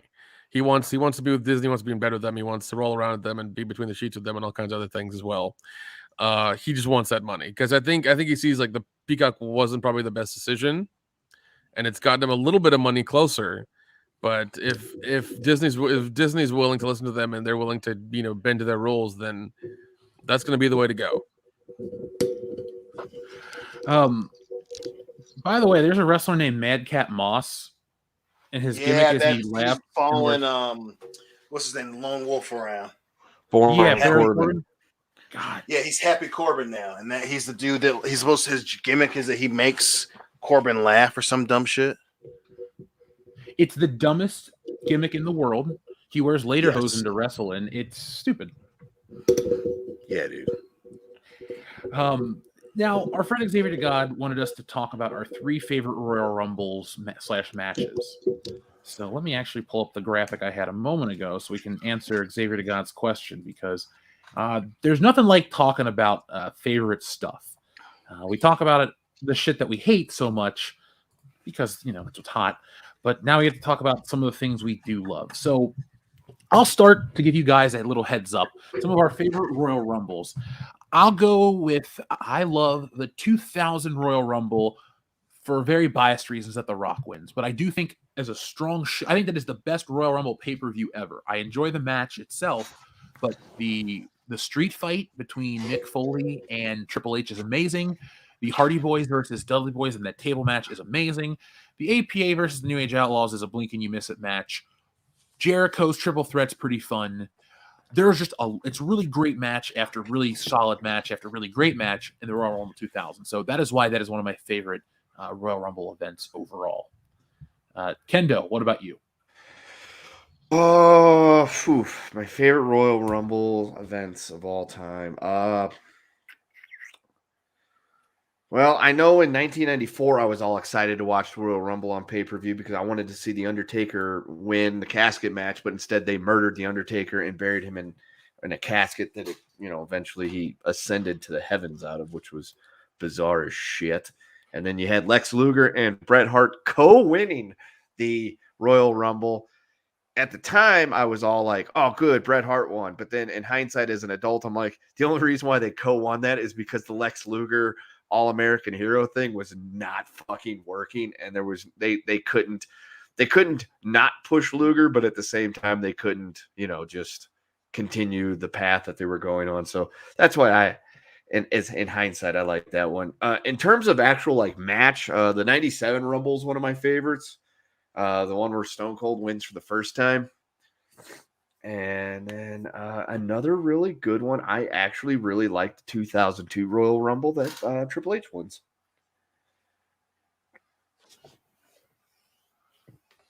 Me too. I thought that was a great one. It has a lot of star power. And that's one of those Royal Rumbles that has always been, fairly well regarded. But I feel like in the last couple of years, say 5 to 6 years, it's become a little more legendary. Everyone talks about the 92 Rumble, but 02 Rumble really has a lot of fans. And as time moves on, I think that moves up the card as one of the greatest of all time. I mean, the match itself was great. You had The Rock versus Jericho. Vince versus Ric Flair is what it is. But just the 02 Royal Rumble, man, the WWE was really on fire up until they switched their name to the WWE. When they're the WWF, they really couldn't do too much wrong, but they flipped that switch. And Dion, what about you?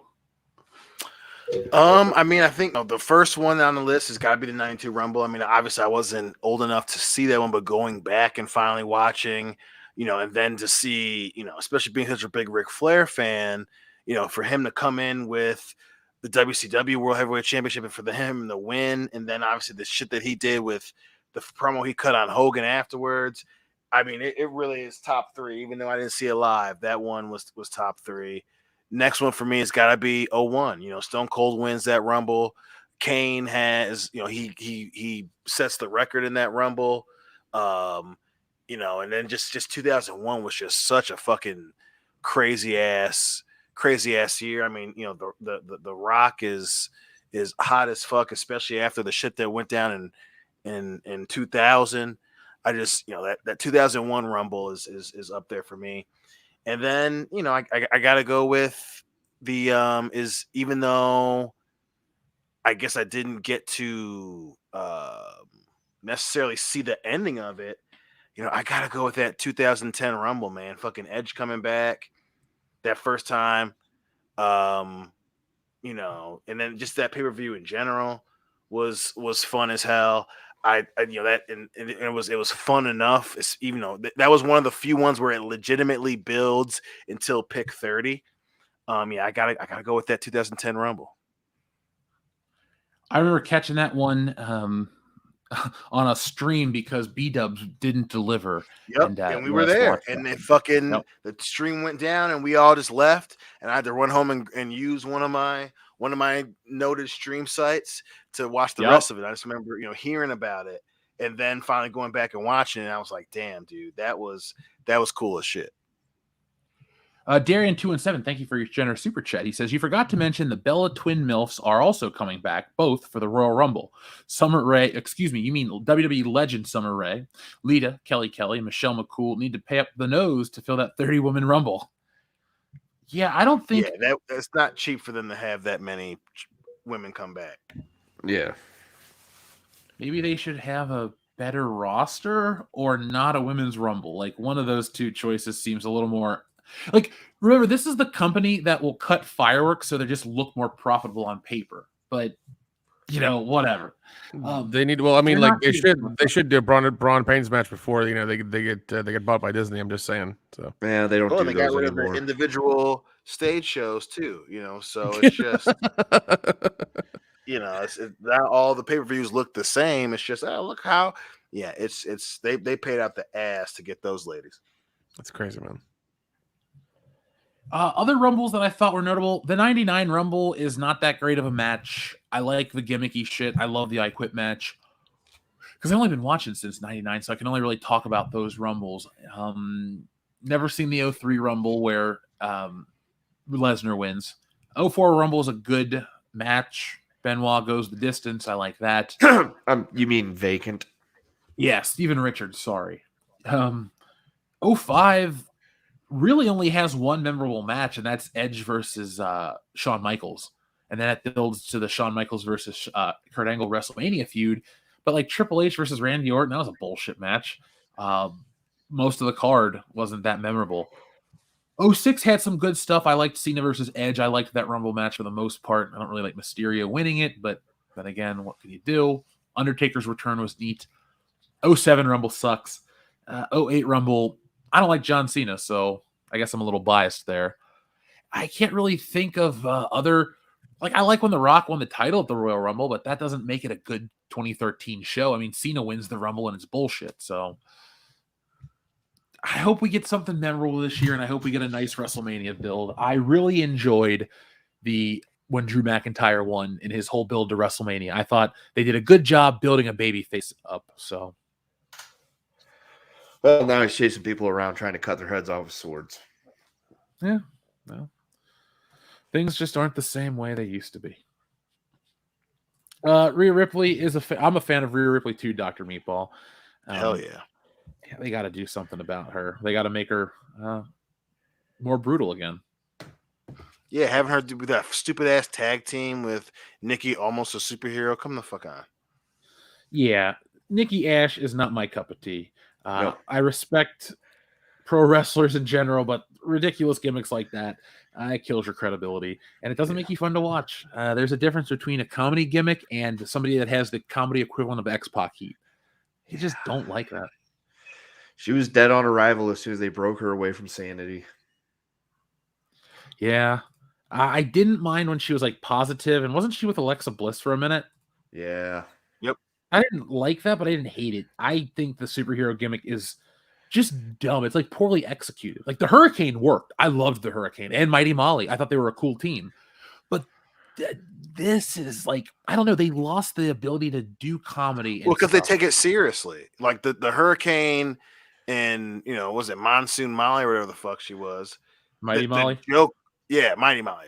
That was the gimmick, was that everyone thought it was silly, but they're superheroes. This one, like, they're like, she really does feel that she's a superhero and blah, blah, blah, blah. And, like, they keep showing the girls with the fucking signs and shit. Like, they were taking it way too fucking seriously. Yeah. And that's why that shit refused to work.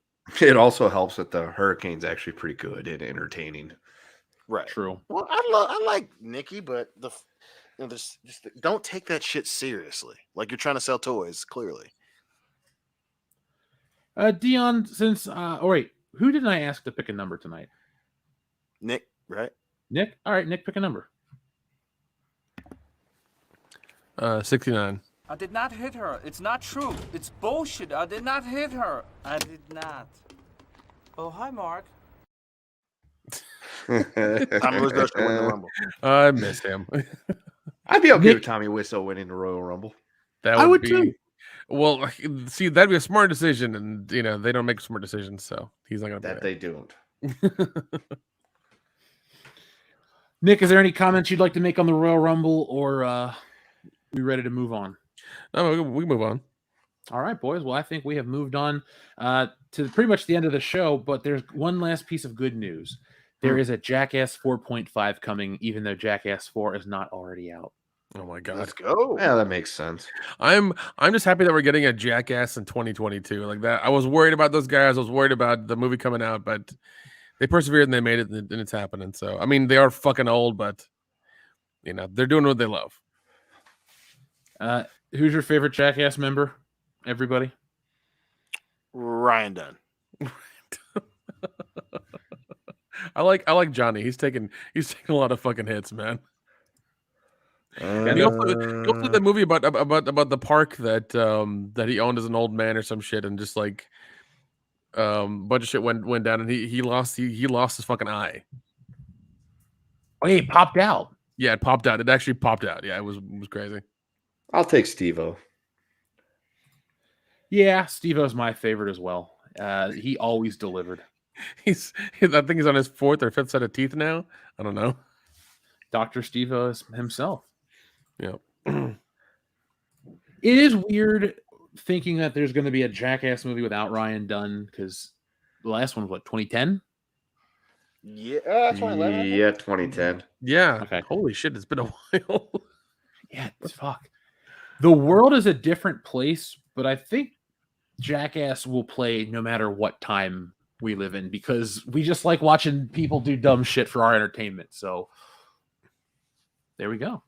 Yeah, man. I hope people go to the theaters and support them. I know I will, just because I'm just like, we need something different, and this is it right now. So, oh, dude, we're gonna review Jackass Forever on the channel. I'm gonna go see it as soon as it comes out.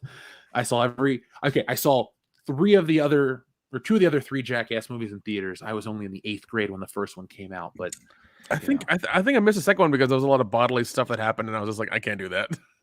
I remember seeing the first one the night it came out in Waterford, Michigan. Ooh, oh, man. At the MJR. Better than the MJF?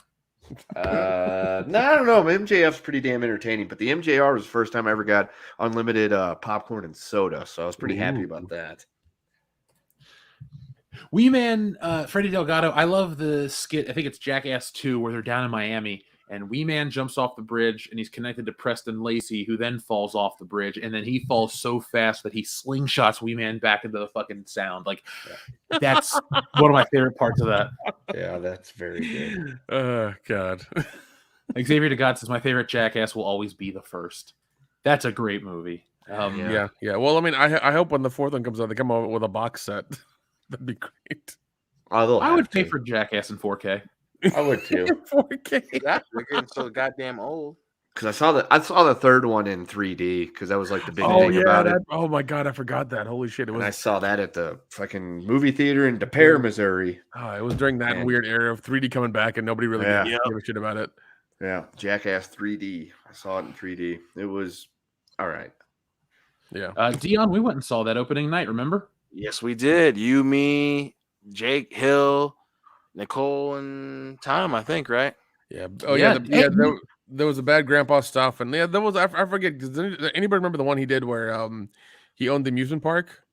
I forget that Action Park or whatever it was called. Action Park. Yeah, I watched that one. That one was a lot of fun. That one was really fun. Yeah. It was okay. That one, it was all right. Yeah. Let's see. Xavier DeGod says, I still haven't seen Jackass the show, though. Ooh. That was cool. Jackass the show was better man. than the movies. Yeah, you're missing out, man. Because like, if you watch a show, you'll see a lot of their like stunts and pranks evolve, and then they went to the movie. That's where they kind of like played around and really refined their stuff. So yeah, one of my favorite ones is always when Steve-O and Johnny Knoxville went to the fucking highlight place, and those guys were fucking launching oranges at him with the highlights things. Oh God, that was great. Oh God. Have you guys ever seen this Wee Man skit? No, I have not seen that one. Not that specific one. I did forget to mention this on air, and it is in the description, so I have to bring it up. Disney defends its Snow White remake after criticism from Peter Dinklage. Disney is on the defensive after actor Peter Dinklage criticized its plans to release a live-action remake of Snow White and the Seven Dwarfs. The studio announced in June 2021 that it had cast West Side Story breakout star Rachel Ziegler as the titular character in a forthcoming remake of the 1937 film, which was Walt Disney's first animated feature and a major box office success. The live action will be directed by Mark Webb, best known for the Andrew Garfield Spider-Man movies, and feature Gal Gadot as the evil queen. That'll be sexy. Disney previously said that the production would start in 2022. Dinklage pushed back against the remake in an episode of the WTF with Mark Maron podcast that aired Monday.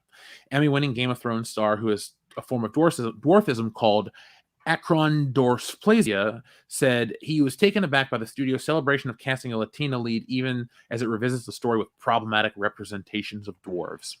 Take a step back and look at what you're doing here. It makes no sense to me, he said about an hour into the 80-minute episode. You're progressive in one way, and you're making that fucking backward story about seven dwarves living in a cave together? What the fuck are you doing, man? It's Disney. Like, what did you expect them to do? Is he wanting them to be cast as like normal-sized people? I'm not sure. Yeah, like Snow White and the seven normal-sized guys who might bang her, but not really. Yeah, Snow White and the seven simps. There you go. There you go. There you go. That's a story we could put on Pornhub. Yeah. It's just weird. I'm just like, Disney's been remaking like live action stuff for a while now, and you didn't see this coming. And what did you expect them to do? So like, is he against the dwarves, or is he against like what is his stance against this? Well, he's against them using dwarves in the okay. Yeah, he doesn't want it. Yeah. He said unless there's a cool progressive spin on it, he wasn't convinced. So that's simple then. You just get dwarves of different colors. Yeah, but I was gonna say that. I was like, get ones from all over the place. Yeah. Don't know what to tell you. It's like we got a black dwarf, we got a brown dwarf, we got an Asian dwarf, we got a dwarf from Australia, we got a dwarf from Canada, we got dwarfs from we got dwarf hamsters, we got them all, man.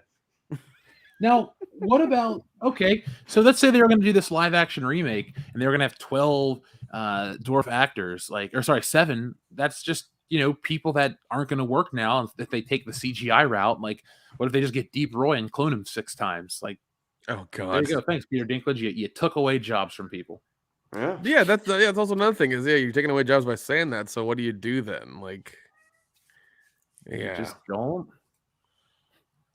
Disney's gonna do what they do. Like the reason they're like, I love how they're like, this is their stance. Oh, we're defending it. We're gonna get like a Latina Snow White, and Gal Gadot's gonna be the evil white woman. But 7 short people, now we're gonna keep them. Fuck it, we're gonna keep them. It's like this is the same thing as Star Wars with Yeah Boyega. Same bullshit. Yeah, dude, I don't even know what to say anymore about this shit. I wasn't going to see your remake. It's stupid that Disney's going to do a remake, but I also think the soapbox that he feels entitled to speak from, like the 7 dwarves don't even live in a cave. Like Black Superwoman here says, the fact that he didn't know they lived in a house and worked in a mine says it all. Oh yeah, that's from the old cartoon, man. Like we've all seen that. That's how that works. Hi ho, it's off to work they go. Yeah. A bottle of beer and a kick in the rear. Yeah, there's 7 dudes who work 9 to 5 in a fucking mine, man. Yeah, they fucking dig coal or diamonds or something. Yeah, so I don't know what you want, Peter. I don't know. I don't know. Maybe he doesn't know either. I guess what he just wanted was attention. It sounds about right. Oh, there you go, man. You look, you're one of the most famous actors on the planet. Everybody knows you from Game of Thrones or Marvel movies or the countless other things you've been in. You're one of those actors that's so famous, you're not known as a character anymore. You're just Peter Dinklage. We don't go, oh, it's Tyrion Lannister. Or, oh, hey, it's the guy from 3 Weddings and a Funeral or whatever. No, it's Peter Dinklage. You've reached that status. Clearly, we have to worry about you. Is there anything else you guys want to say before we put this baby to bed? Free AO. If you haven't pressed the like button already, go ahead and do it because we're finishing up the show. Right. Yeah. Yeah. If you're still listening, you've stuck with us. Thank you so much. Press the like button if you haven't already. Go buy a copy of Wokebusters because it's going to be fucking amazing. I can't wait to read it. I'm excited. Yeah. I can't wait to read it, and I've written it. I'm excited to see it finished. Yeah, I'm looking forward to it too. I'm not going to sit and sing my own praises. I'm going to say it like this. I'm very proud of the work, folks. And if you like what we do here on the channel, if you like how we talk about entertainment, well, I know you'll like Wokebusters. It's a fun comic. It's action-packed. It's poignant, but it's not boring, preachy, and it's not political or whatever. It makes fun of everything and everybody. So hopefully you can handle it. I mean, you know how we operate here on the channel. So folks, get us 2 more backers tonight. We'll cross another little milestone and we'll keep pushing towards our goal. We're still only 39% of the way there, but we can make it happen. So I saw you in the chat, Superfan Adam Shawhan. I know you'll be there. We know you'll all be there. And we'll be at Horror Hound in roughly... Hey, Superfan Adam Shawhan, bring some of your salsa, buddy. Yeah, bring that salsa. We'll have a good time. So, folks, from all of us here on the channel, thank you for watching. Be smart, be safe, be cool, but always be excellent to each other. .com. Nice shooting, son. What's your name? My name is Jeff.